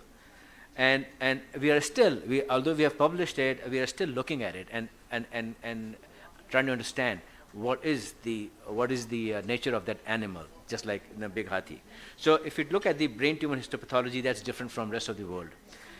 For example, if you look at metastases is about 30% of brain tumors across the world in high-income countries. In Pakistan, it's only 2.7%, 1/10. Why? We are looking into that now. The gender distribution I'll talk about. The socioeconomic status. So the low socioeconomic status people are much more than that. So there are a lot of low socioeconomic stratum population is not getting the right treatment. They are being ignored. And this is very interesting. You know, when it comes to radiation therapy and chemotherapy, we're talking about that more than half, up to 2/3 of patients, we don't know if they got radiation or chemotherapy or not. Surgeon did the surgery and then bye-bye. You know, so that's a big gap in our understanding of the brain tumors. The population is different. If you look at this, this is the PB test, Pakistan Brain Tumor Epidemiological Study over here, and this is CB Trust, that is a US equivalent of PB test. And in there, you know, the population shift. Obviously, the population is different in Pakistan and USA, but still, it does not explain that. Now, I was talking about the gender distribution. Look at this. There are much more males who underwent treatment for brain tumors. What about these females? They were much less. And then if I compare the PB test with CB Trust, and you know, there's a ratio. There's a ratio of always, you know, in some brain tumors there are more women and more men, and there's a ratio over here. And CB Trust also has the ratio. But if you compare those ratios, the number above 1 tells you that there's a bias against women. You know, if you look at it, there's, you know, all of them are above 1. So that means there's a gender bias in treatment. So, you know, मेरी बहन को हो गया या मेरी अम्मा को हो गया, मेरी बेटी को हो गया, यार ये तो ना दिखाओ, शर्म की बात है, या ये करो, या क्यों पैसे ज़ाया करें. That's the problem that we are facing. So that's a big eye opener. And then, if you look at it from the data published a while ago, the high-income countries, when they seek medical advice, it's less than 10 kilometers. In the LMICs, it's about 30 to 40 kilometers. For brain tumors, I found that about 60% of patients travel more than 50 kilometers. And about 20% of patients travel more than 500 kilometers. Now that's a big problem because these patients have to keep on coming back. So we have to look at a lot of things, and we are looking into prospective data collection now, looking at surveillance data, and then we eventually will look at the health economics evaluation value of treatment. When it comes to economics, one has to remember that these costs in LMICs they break your spine. Kamar tod dete hain ye. You know, 50% of the world's population lives on less than $2.50 a day. And when it comes to catastrophic medical expenditures, it affects every year about 44 million households, which pushes about 25 million households every year below the poverty line. And that's a big number, big number. And that is because we don't have insurance. Most of the LMICs don't have insurance, and we end up spending a lot of money. So the problem is that healthcare is very expensive. We have to think about it. Our GDP per capita is 1,505 2 years ago, and the GDP per capita is 70,000 or more than 70,000, 100,000 in HICs. So, but then what happens? You know, people like me go out and, you know, get these degrees and get this, you know, award and all the thing, and come back and say, you know, we're gonna treat it like this. That doesn't work. What we are doing is we are pushing a square peg in a round hole, and we need to figure out what is the right thing for this part of the world. So over here, as I came back, there were a lot of research I did on issues like this for those who know about aneurysms in the brain, how to treat those aneurysms, coiling versus clipping. You have to look at the cost also. You can't just like follow it up without looking at the cost effectiveness. Cost effectiveness is very important, and it's actually even being looked at in the HICs as well. But then what do? We end up buying these expensive toys. I mean, I have these toys in my OR, and then you know, some of the CAR T cell therapy, about $500,000 for one dose for treating leukemia. $500,000. Can you imagine that? You know, it's insane. This thing, ALA, that improves the resection of the brain tumors, the total cost of a craniotomy for brain tumors is about $5,000. in AKU, and this thing costs about $1,200. It improves the resection a little bit more, but then we don't know exactly if it really improves the survival of the patient that much or not. But then that's about 20% of my total cost.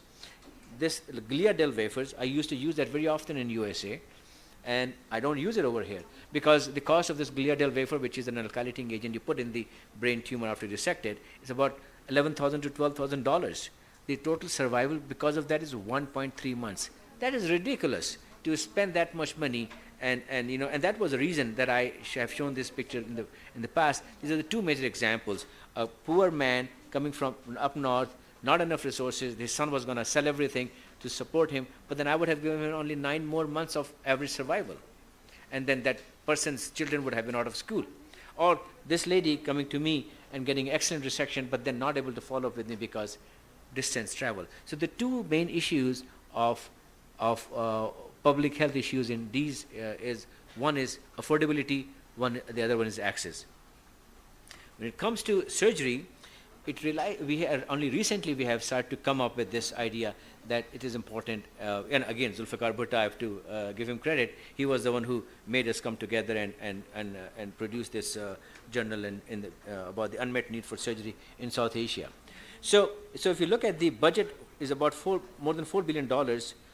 When we talk about HIV, AIDS, malaria, and TB, deaths per million over here is much less than the total surgical avertable deaths. But there is no consolidated efforts for that purpose. So does that give you an idea that we are looking at? I mean, I'm not saying that HIV, AIDS, malaria, TB are important, not important. They are important, but then maybe not so much in Pakistan. There are other issues in Pakistan that we have to focus on, and we need to look into that. So if you look at this, this is, well, I'm not going to go into detail, but I just want to show you one figure over here. Look at this one. This is population with no access. This is adequate surgery. So in for example, let's say, what is this? Australasia, right? 9.2%, right? Or look at Western Europe, 5.9%. In South Asia, 91% have no access to adequate surgery, and that's where. So the research does not need to be only looking at, a certain chemical or certain cell. The research needs to look at a lot of things from different angles, and that is the important aspect of the healthcare research that I need to focus on. And it was for this reason that, and then conferences like these play a very important role. So in 2019, I started this annual surgical conferences from AKU, and in 2019, I had a conference on global surgery, and that led to formation of Center for Global Surgical Care in AKU, and that is further progressing. So that is an organized way of moving forward.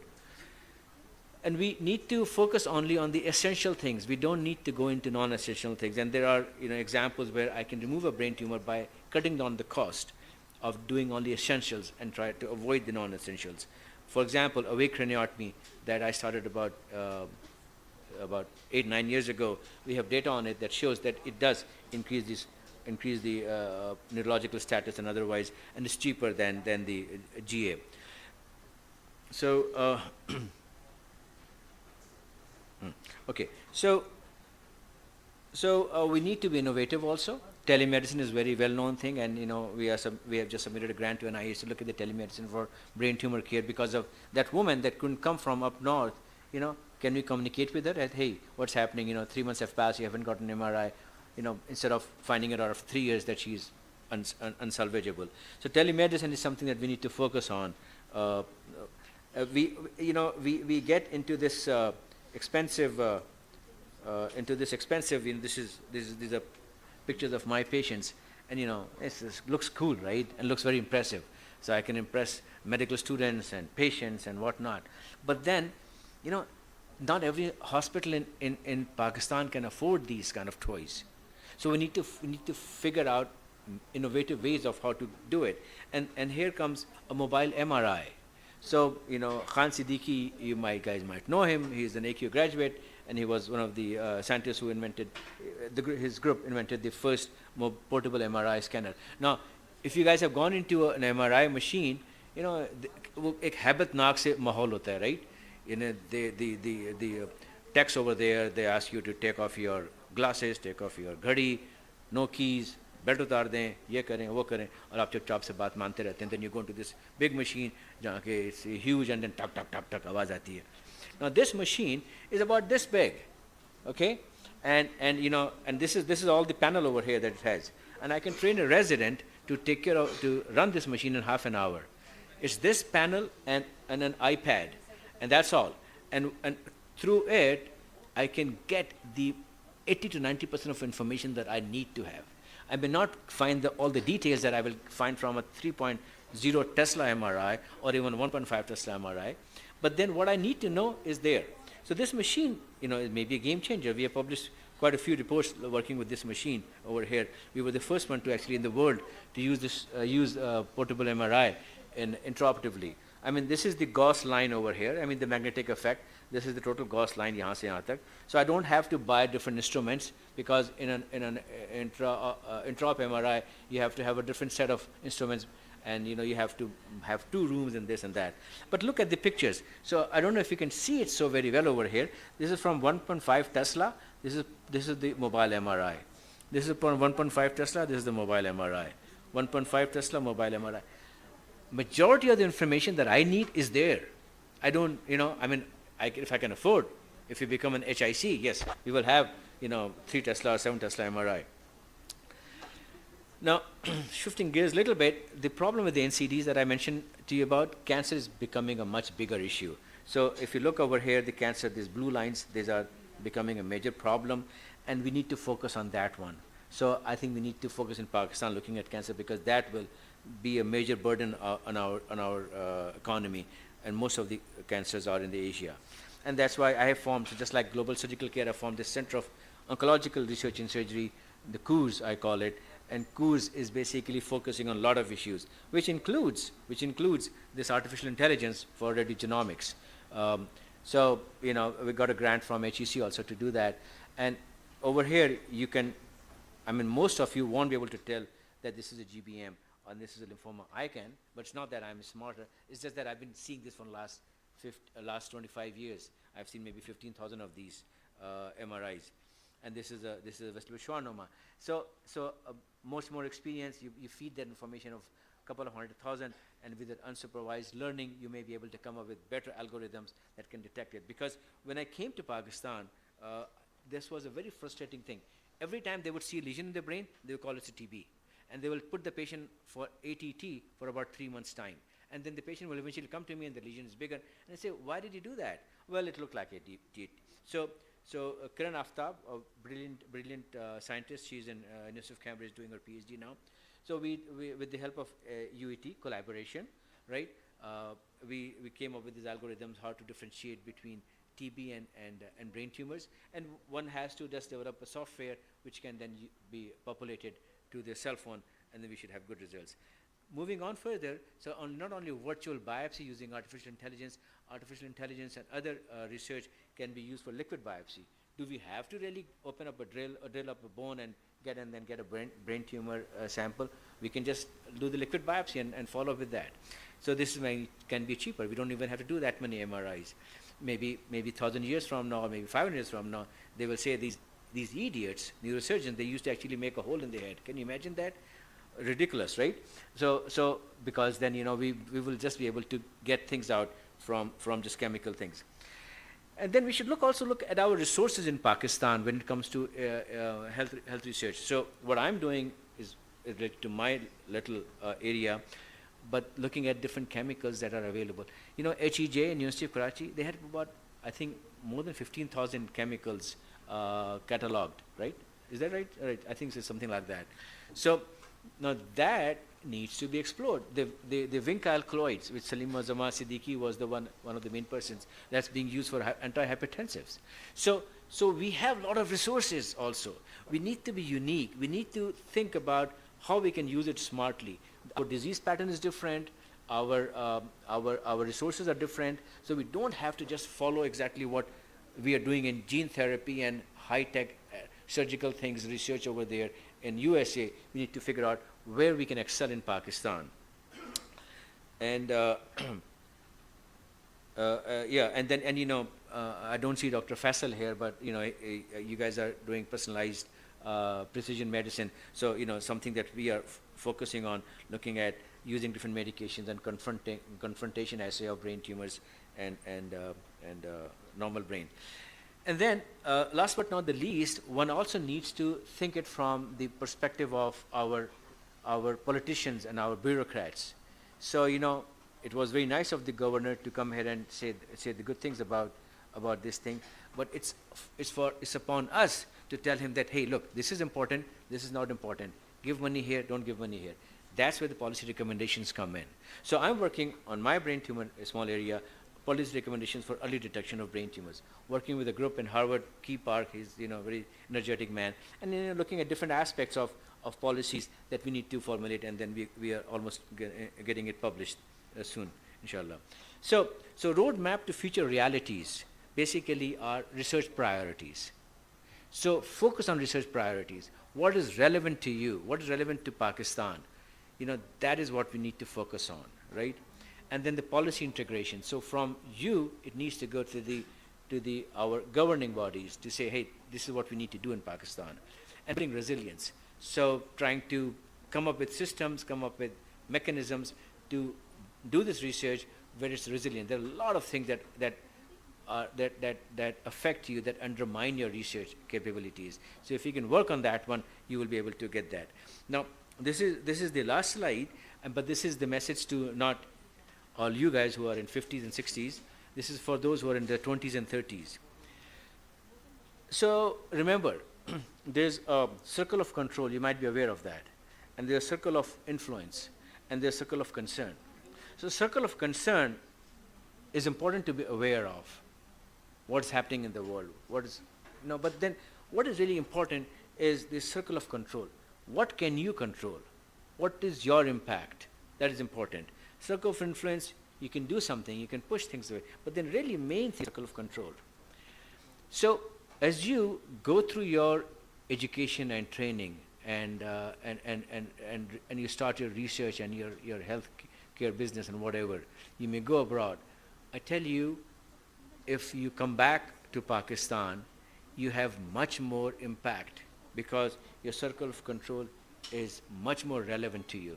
You can do the same experiments in research in USA, but you're a part of a big team. But here, you do something like Dr. Nasir is doing over here, or other scientists are doing over here. That has a much more impact. This is what we were talking yesterday, right? So I thought I should include this slide in there.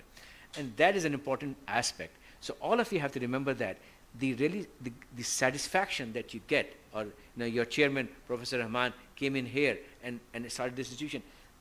RMI, I tell you, it's very small compared to Harvard and Johns Hopkins. I'm sorry, Professor Rahman. I mean, it's no comparison, very small. But the impact RMI has in KPK is much deeper than, if Professor Rahman had stayed in Harvard and did his, 100,000 bypass surgeries. So it's the impact, the control is important. And that is what gives you the kick that you need to survive and have a happy life. Thank you very much. I will leave this slide for you.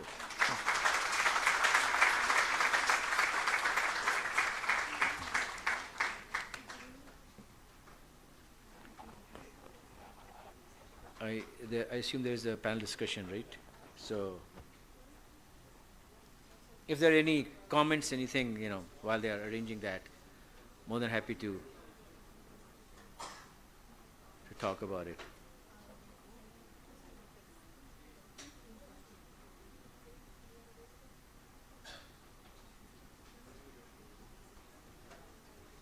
It looks like nobody disagreed with me.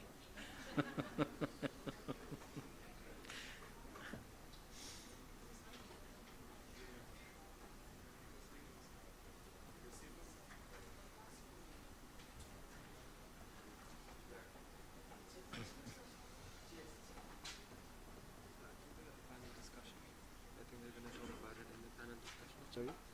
Okay. Thank you. So we can discuss many of these points in the panel discussion. Okay, all right. Okay. Thank you so much.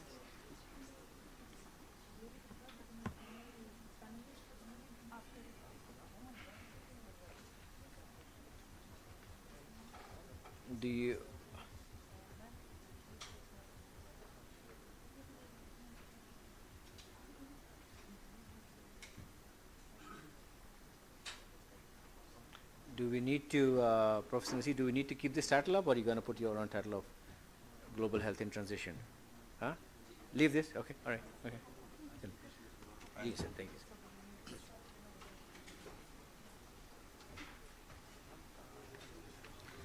Moving ahead, with great honor, we welcome Associate Professor Dr. Zille Huma. Dr. Zille Huma is MBBS FCPS General Surgery. She has done PhD in anatomy, served 20 years as clinician, academics, and researcher. Associate Professor in Anatomy KMU, currently she is serving as Director Academics and Admission. She has numerous publications and supervisor of MPhil PhD students. Let's extend our heartfelt greetings to Dr. Zille Huma, our distinguished guest, as we eagerly await her presence on stage as a mediator for panel discussion. Dr. Zille Huma. Thank you, everyone. So I think we just started. Sir, please take a seat. So Dr. Akhtar Inam is already here on stage, so I think he's already been introduced. Sir, have a seat. Sir, jo hai, I'll just say simply neurosurgeon with a lot of work in research and mobilizing people to work towards a common goal. He's got impressive certifications from the US, Canada, UK in neurosciences, awards of excellence, founding president of Pakistan Society of Basic and Applied Neurosciences and Pakistan Society of Oncology. I would like to invite Professor Dr. Shahid Parvez, Khan University. Sir, thank you for coming back again this year also. Sir is a histopathologist and has done many other works, of course, in teaching, in academia, in research. He's also contributed in being chief editor of various journals. I would like to invite Professor Dr. Junaid Sarfaraz. Sir, okay. We'll take him virtually. We'll assume he's here in spirit with us. Okay, so Professor Dr. Akhtar Shireen from Khyber Medical University. Sir is a clinician, but he's, I think, one of his main fortes, Sir aksar inkar karte hain, as single-handedly making KMUJ what it is today. So he's got a lot of input in journalism, medical journalism, to be more precise. I would like to invite, of course, Sir, Dr. Ghulam Rasool, please take a seat. Sir, please. Ajiye. Sir is? Nasir. Sir ka taruf? Nabil Saab, CPSB के Chief Controller भी हैं अच्छा, और Research Director. Okay, Research Director and CPSP Chief Controller. Thank you so much, sir, for being here. Dr. Ghulam Rasool. Sir, can you take a seat also? And Nasir आ जाएंगे. अब इन दोनों का तारुफ मैं नहीं कराऊंगी. मेरे ख्याल में you know who they are and what they have done. If they have done what it is there or no.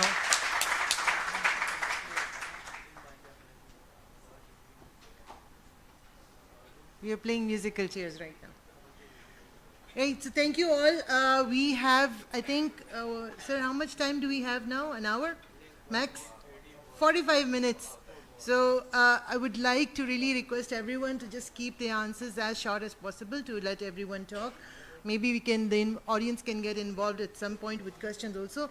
So you heard the keynote speech, and if you look at what the message, the main theme of the conference is, it's global health in transition through research, a roadmap to future research and practice, which places priority on improving health and achieving equity in health for all people the worldwide. Right? So just a basic definition for everyone. It's mainly involved with providing universal health coverage, and the target is 2030. So they always keep these years, 5 saalon mein, 10 saalon mein, universal coverage. And it's got its own definition. It's a mix of multi, inter, even transdisciplinary research that we can look into. So therefore, anticipating where the next challenge is will increase the likelihood of successful transition. So you identify what transitions are happening, and what is going to happen in the next 5-10 years, and what's the role of research in all these. So I would like to ask, what are the key transition areas in this global health that we are talking about, and how do they translate to our context, that is Pakistan? So who would like to start? Dr. Athar, can you just start, because you're fresh from your talk also. So your question was, who are the key Yeah, key transition areas that we can identify. So it's a big map. So what are the areas and in the global health, and how do they translate into the Pakistani situation? Ji. So that's why I mentioned about the different kind of diseases in global health. Infectious disease obviously is there, but then the impact, the death, the dailies, the economic bleeding that will happen is much more in the NCDs.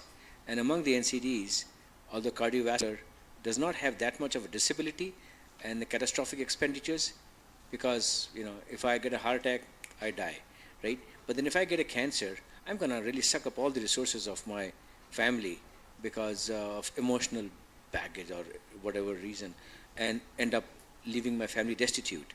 So I think cancer is becoming the major thing that we need to focus on. And besides that, the people who involve, as you mentioned, interdisciplinary, we have to have people from all different angles. So it's not only a surgeon and a medical oncologist or a radiation oncologist, but then basic science researcher. You guys have an excellent precision medicine lab over here in RMI. Those kind of things should come together to do this.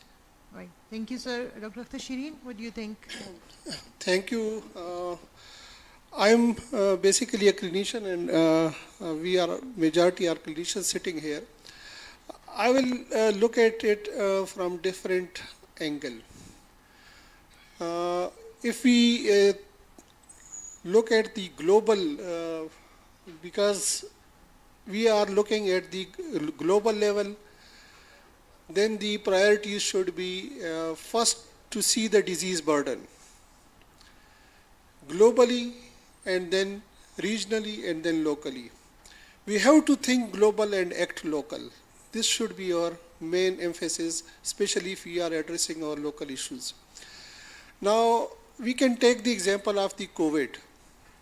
It came out of nowhere, coming out of China and then spreading to the whole world. So you can't say that this is problem of the China and we are not concerned with this. So whenever the problem arises, the first thing is to have the disease burden. So overall, सबसे पहले जो study होनी चाहिए वो हमारी prevalence studies है. जिस तरह सर ने कहा है कि जी अब ब्रेन ट्यूमर है, पहले लोग उसको पहले डायग्नोज नहीं होते थे, फिर उनके बाद जी कौन सा ट्यूमर कॉमन है. अब कोविड में जब आ गया तो सबसे पहले जो है हमें कुछ पता नहीं था कि इसकी कैसे स्प्रेड होता है, कैसे डिजीज़ होता है. हर बंदे ने अपनी अपनी मैनेजमेंट प्लान दे दिए है. कुछ हमारे प्रोफेसर्स ने बड़े बड़े, आप लोगों ने वो व्हाट्सएप और फेसबुक पे देखे होंगे, जिसमें सनामुखी से लेके और स्टीरॉइड भी दे रहे हैं और कोई 10 ड्रग्स दे रहे हैं. एंड नोबडी वाज न्यूइंग कि कौन सा चीज़ काम कर रही है कि कौन सी नहीं कर रही है. So first the disease burden, then look for the कि जी हम इसकी इटियोलॉजी की देखें. तो research should focus on what's the cause of that. फिर उस काज के लिए then you have to search for the potential molecules that will be working. So identify the molecules, the drugs. इसमें बेसिक साइंसेज से आके फिर उसके बाद जब एक ड्रग्स आ जाए, then we have to go for the studies, research, जिसमें हम रैंडमाइज कंट्रोल ट्रायल्स कर लें. ट्रायल्स के बाद जो है आहिस्ता आहिस्ता अगर इंटरनेशनल हो गए, ज़रूरी नहीं है कि पाकिस्तान में भी उस पर काम करें. So you have to replicate those trial locally as well. So secondary research भी हम फिर बाद में आ जाते हैं कि इनकी सिस्टमेटिक रिव्यू मेटा एनालिसिस करके. And ultimately we have to apply this, we have to generate the evidence, we have to validate that evidence on our local population, and then it should be applicable on the population of interest. So starting from the global region and then locally. Think global, act local will be my... Right. Thank you so much, sir. I think from this we can take, like Dr. Attar's point was the NCDs, in which cancer is a big role. And in NCDs we have also pulmonary thing, lungs के साथ जो हमारे साथ issues होते हैं. Covid एक major turning point था, जिसके बाद हेल्थ बिल्कुल चेंज हो गई. उसके डेमोग्राफिक्स, उसकी understanding that what we studied medical colleges changed a lot. So I think doctor Mukhtar Zaman, thank you so much for joining us. ही सर इज तारुफ करा दी थी जिनको नहीं पता कि ये कौन है. Sir professor and principal at Rahman Medical College ke, and sir is also a pulmonologist. I think from your clinical practice you can also identify that. And I would like you to talk in terms of research in this. Where is the future going and what should we be focusing on regarding the situation as a pulmonologist? COVID एक transition point था और पाकिस्तान में इसका क्या situation हो रही है? Thank you, Professor Dr. Huma, and thank you for inviting me onto the panel. I think, as referred, chronic non-communicated diseases is obviously a big challenge, and it has got a wide spectrum. If you zoom into the pulmonary or pulmonology aspect of that, I think we do feature in the high sort of top 10 on many fronts, and chronic obstructive pulmonary disease and lung cancer and tobacco related other issues obviously are very high on the agenda. We also see being respiratory is the sort of, pulmonologists always claim that the universe is the extension of pulmonary system because we are in communication with the environment. So we do have the brunt of that, and the viruses obviously do hit the lungs quite often. It's not that we will have more epidemics or pandemics, it's when we will have the next pandemic or epidemic. Obviously that is the question which we need to be asking. So there is always a factor of preparedness, and the preparedness has got a range which we need to understand. That starts from the individual, then the groups, and then the institutions, and then the provinces, and then the country, and then the world. I believe in starting local and going global, rather than thinking global and obviously coming from, because the bottom-up approach is the fundamental. I hope it's not me, it's the mic. So I think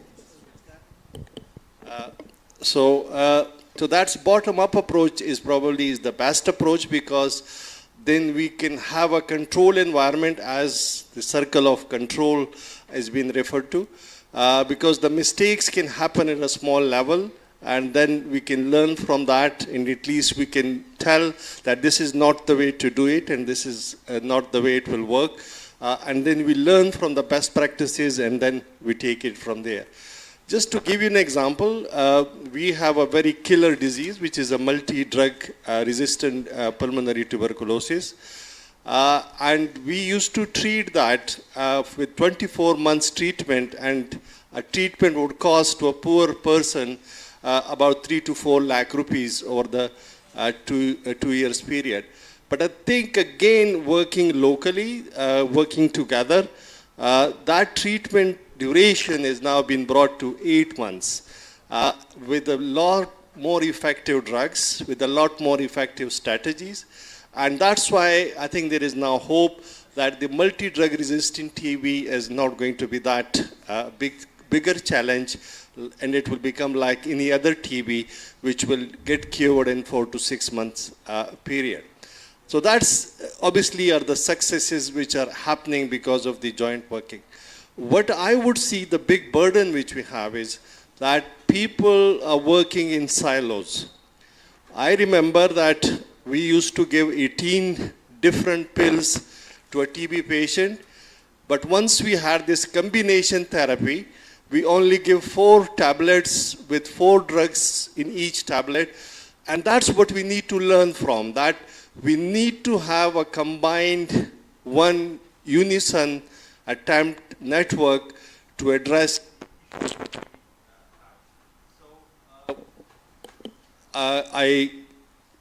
From the pulmonary point of view, I think I'm using a lot of battery, so I better shut up. Okay. So I think probably I hope I answered your question, and before I use all the batteries, I think I should stop. Thank you so much, sir. So, Dr. Shahid, histopathology, right? Now, I think I'll own you as a basic scientist, all right? Because then histopathology kehte hain, preclinical, hum subclinical and whatever. As a basic scientist, and you've worked and you've seen the disease trends and what's happening, you've looked at NCDs, you've looked at a lot of infections, and you're also the editor of many journals. What do you see as a basic scientist कि आप identify करें कि future का roadmap क्या है? Where should we focus on? What is more important as one of us? क्योंकि हमारी science में अक्सर ये इशू होता है कि किसका बहुत बाद में इफेक्ट आता है. So it's expensive. It is very hard to understand it कि इसकी application कहाँ आती है. So as scientists, what should we focus on future के लिए कि इस transition का part रहे हम और हमारी community को भी फायदा रहे. All right, thank you very much, Dr. Huma. I think as a histopathologist, we have our one foot in basic science and one in clinical science. You're on the fence, sir, always. Right. I think it's all about asking questions, you know. When some scientists, you know, who brought science into being, they asked some very big questions, you know. Newton asked the question why apple drops, you know, why it doesn't fly away. Darwin asked the question that why species are different on different islands, you know, things like that. But I think we can ask some relevant questions in our perspective. I mean, I am a histopathologist and very often deal with biopsies from all kind of biopsies, but a good percentage include various types of cancers, infections, and so on. So I sometimes ask in the textbooks which we read, they say that breast cancer might not in Pakistan is one of the highest in Asia. Yes. That our textbooks say nulliparity is risk factor. Yeah. While our data shows in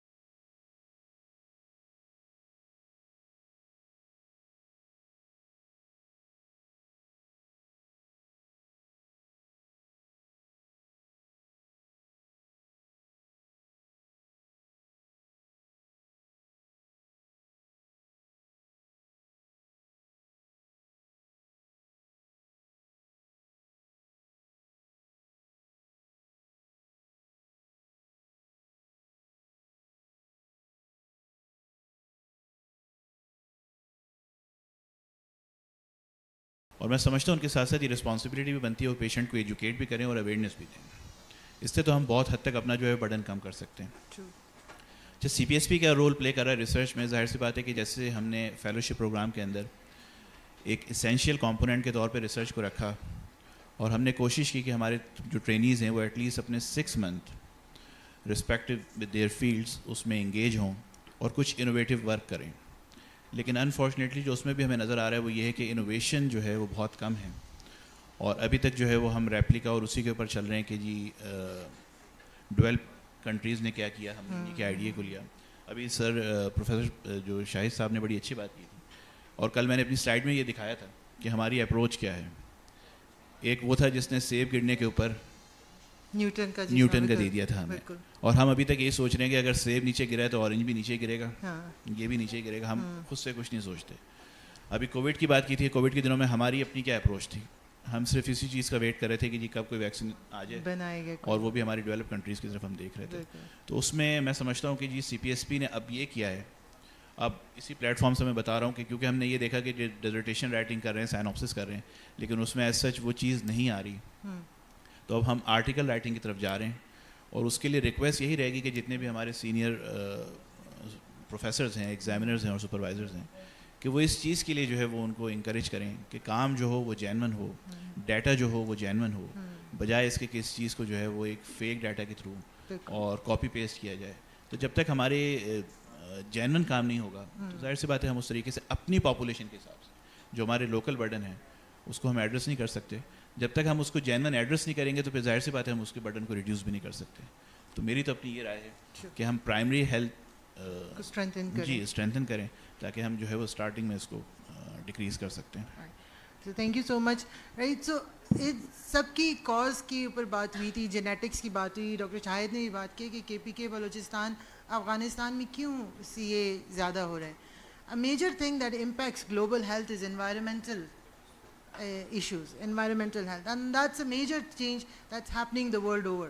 The world is not what it was in our grandparents' time. We know that. ایسا زمانہ تھا کہ پشاور میں کوئی walk کر کے جاتا تھا, صدر سے کھلی جگہ ہوتی تھی اور اندر کینٹ میں آپ واک کر کے جاتے تھے. اب آپ سوچ نہیں سکتے کہ آر ایم آئی سے کے ایم یو تک واک کر کے جائیں. آپ 10 دفعہ سوچیں گے کہ یار گند, مٹی, دھول, ڈیزل, ہر چیز. سو وہ موبلٹی بھی ہماری ڈکریز ہو گئی ہے. We are more reliant on other appliances to make our life. So lifestyle changes بھی اس میں آتا ہے. ڈاکٹر نصیر, آپ کا اس کے بارے میں کیا خیال ہے as a physician, as a pharmacologist also, کہ انوائرمنٹ کا کیا امپیکٹ ہو رہا ہے, اور اس میں ہمیں کیا as doctors, as allied sciences, medical sciences کے اسپیشلسٹ, اس میں ہم کیا رول پلے کر سکتے ہیں؟ تھینک یو ڈاکٹر جمعہ. پہلے تو میں تھوڑا سا جو انیشیل جو بات جہاں سے ہم شروع کر سکتے ہیں کہ ہم جتنے بھی لوگ ریسرچ کی ہم بات اگر کریں, میں تھوڑا سا اس سے کہ ہم ہول پکچر پہ نہیں دیکھتے. اگر میں بیسک سائنٹسٹ ہوں تو میں اپنی بیسک ریسرچ پہ فوکس کرتا ہوں کہ واٹ آئی ایم ڈوئنگ. میں پیپر پبلش کر لوں, بڑے پیپر پبلش کر لوں, نیچر میں مجھے فوکس یہ ہے کہ میں جو اپنی ریسرچ کر رہا ہوں وہ اچھی ہو. بس ایک کلینکل ریسرچ کر رہا بندہ وہ یہ سوچتا ہے کہ میں جو ریسرچ کر رہا ہوں وہ اچھی ہو, بڑا اچھا ڈیٹا ہو, اچھی جگہ پبلش کروں. اس کا impact I am not seeing کہ they are not thinking about impact, they are thinking اچھا میری thinking about impact factor, but we are not thinking about translation, we are not thinking about from where we should take and where it will go. جو میں کام کر رہا ہوں وہ اس کو اس کی امپلیکیشن کیسے ہوگی, اس کی ٹرانسلیشن کیسے ہوگی, وہ کلینکل پریکٹس تک کیسے پہنچے گا.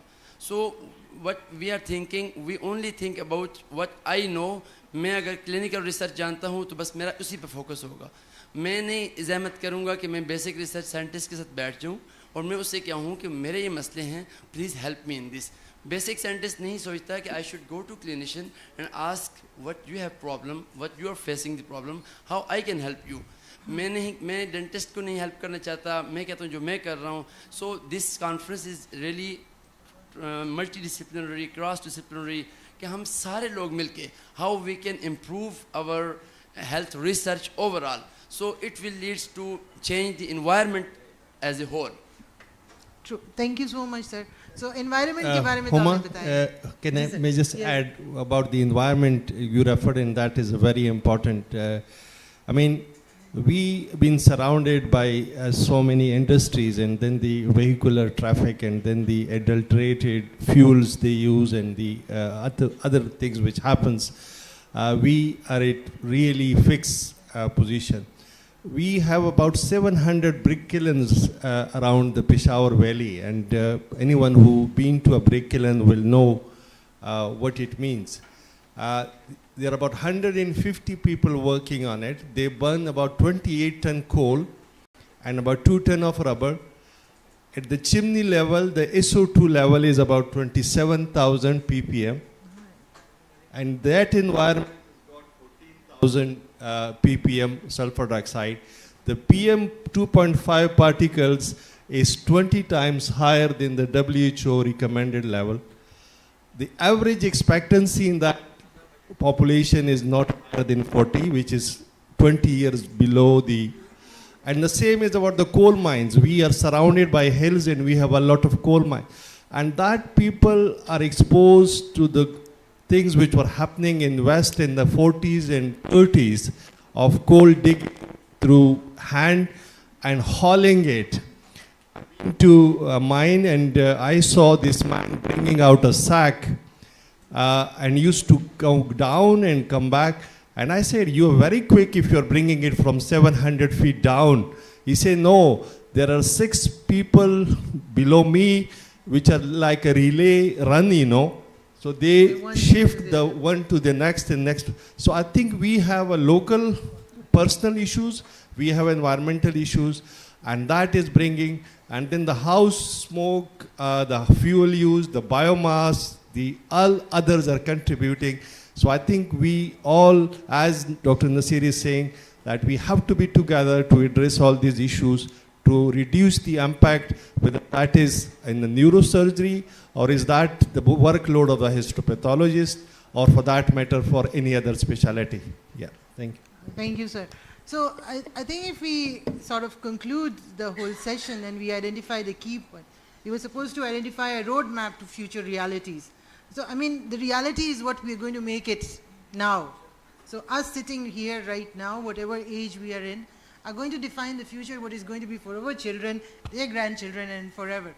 So what kind of world are we going to give them? So the amount of input we give in that, considering all the different disease patterns and the points of transition here. So I think if we say, if you guys agree, it's the non-communicable diseases right now, cancer also there, the environmental health, the importance of research, identifying questions in all these aspects. Anything else anyone wants to add into this? Anyone from the audience? Sir? Ji, sir. Mike, bache? Assalamu alaikum. Being a student of public health, I would, stress on prevention first. We did not talk about obesity at all.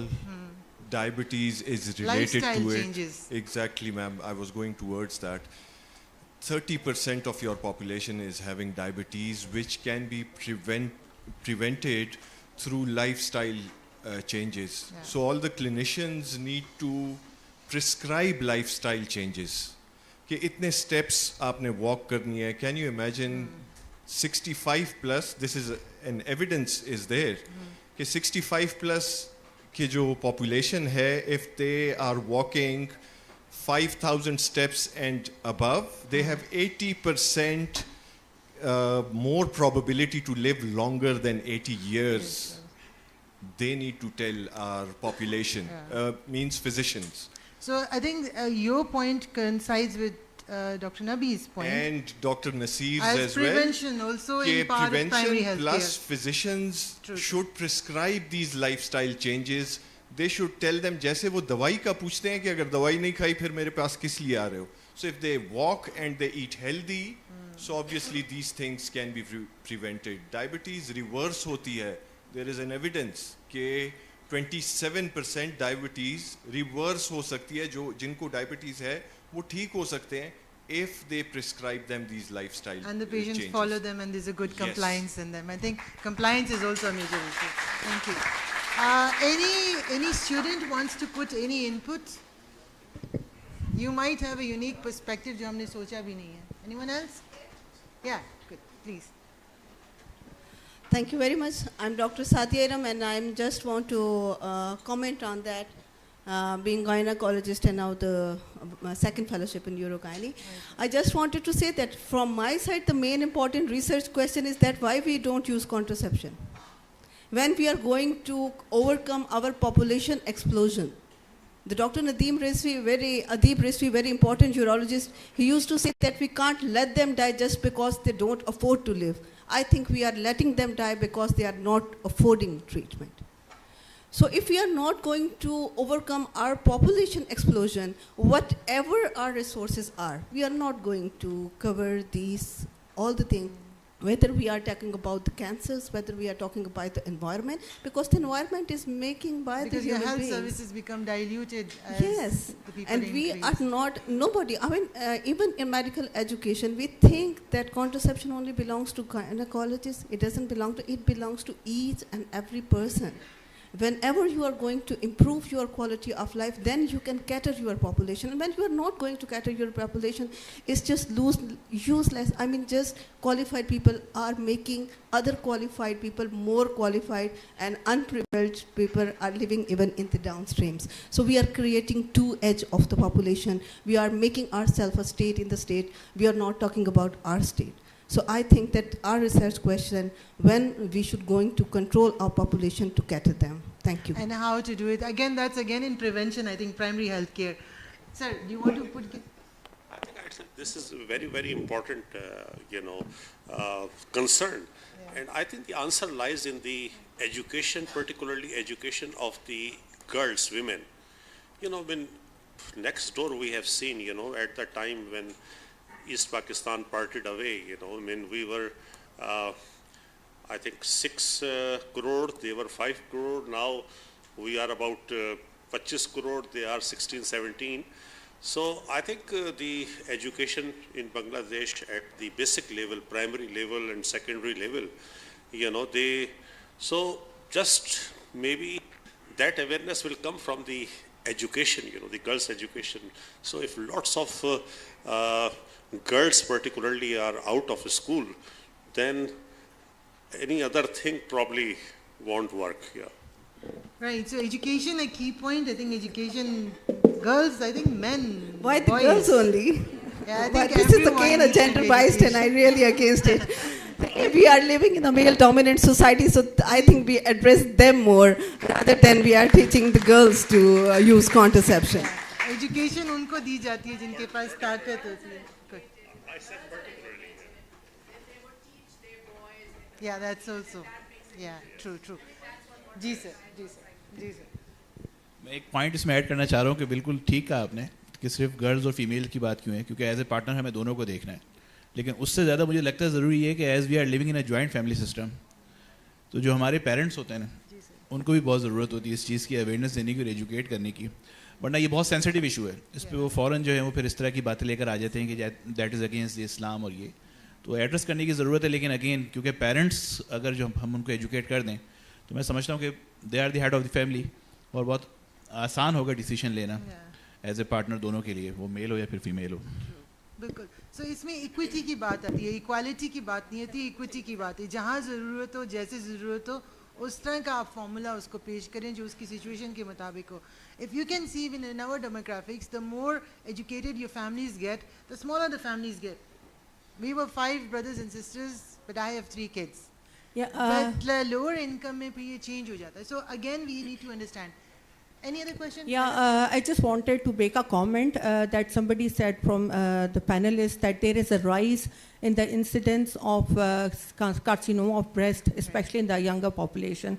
I just wanted to give food of thought in that aspect, that because as we see, and you would also agree, that the incidence of polycystic ovaries, it is on the rise tremendously.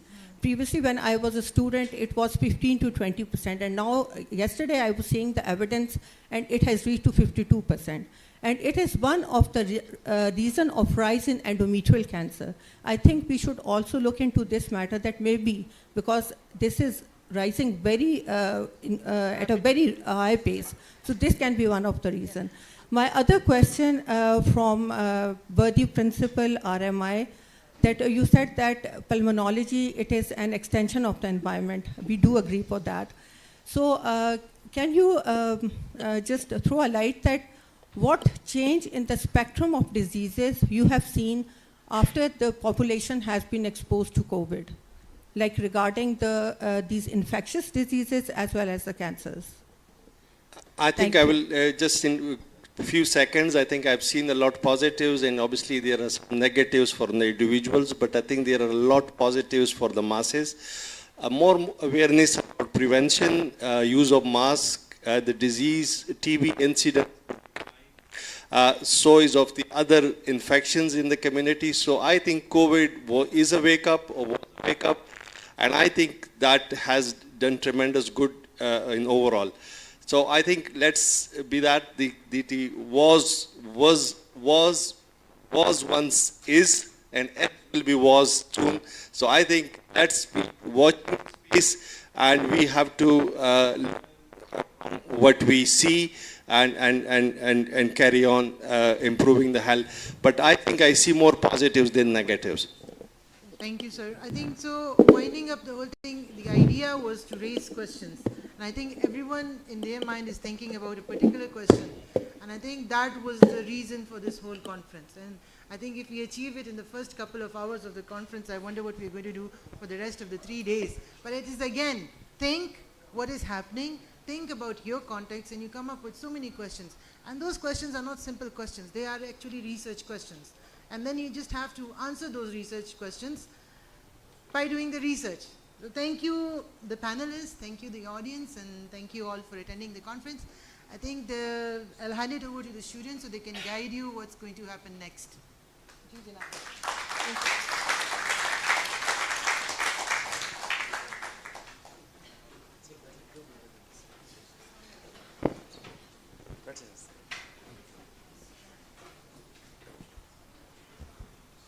Thank you, everyone. We'll be moving on towards namaz break. After namaz break, all the guests and faculty, please join us over here in 4th floor for lunch, whereas the rest of the participants can move towards RMC common room. At 2 o'clock, we'd be having poster presentations and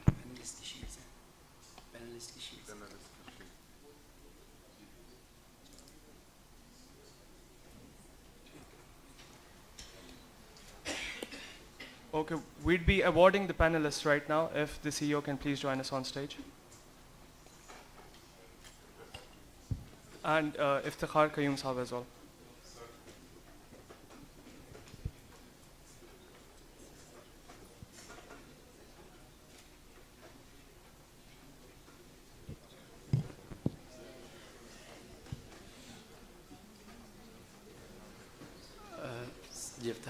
Please join us.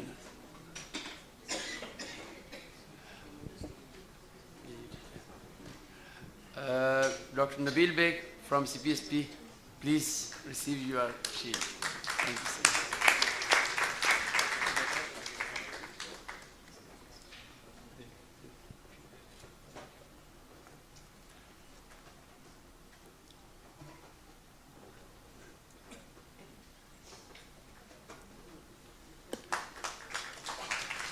Thank you, Dr. Nabil, for joining us. Professor Dr. Akhtar Shireen.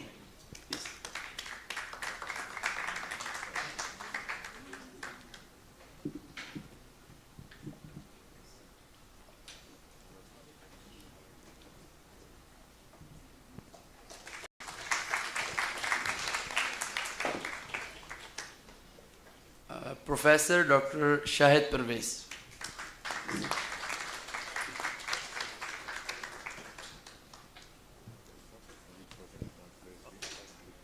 Professor Dr. Mukhtar Zaman sir.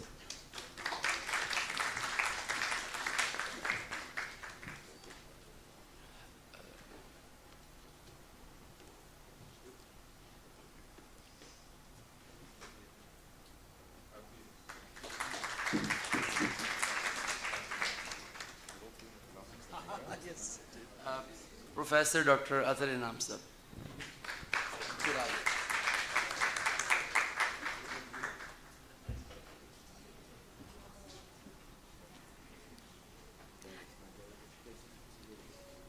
Dr. Nasir Ahmed.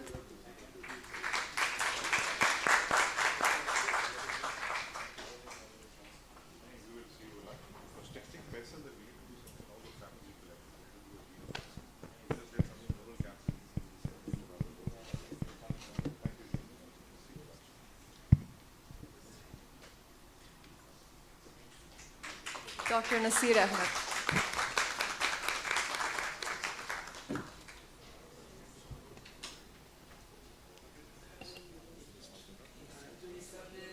نماز کے فوراً بعد یہاں پہ lunch کے لیے join کرنا ہے اور اسٹوڈنٹس کے لیے اس سائڈ پہ ہے اور سارے ہمارے گیسٹ کے لیے اس سائڈ پہ just behind the auditorium there is lunch 1:30 inshallah immediately after Jummah prayer and at 2 o'clock we are going to have a poster and oral presentation sessions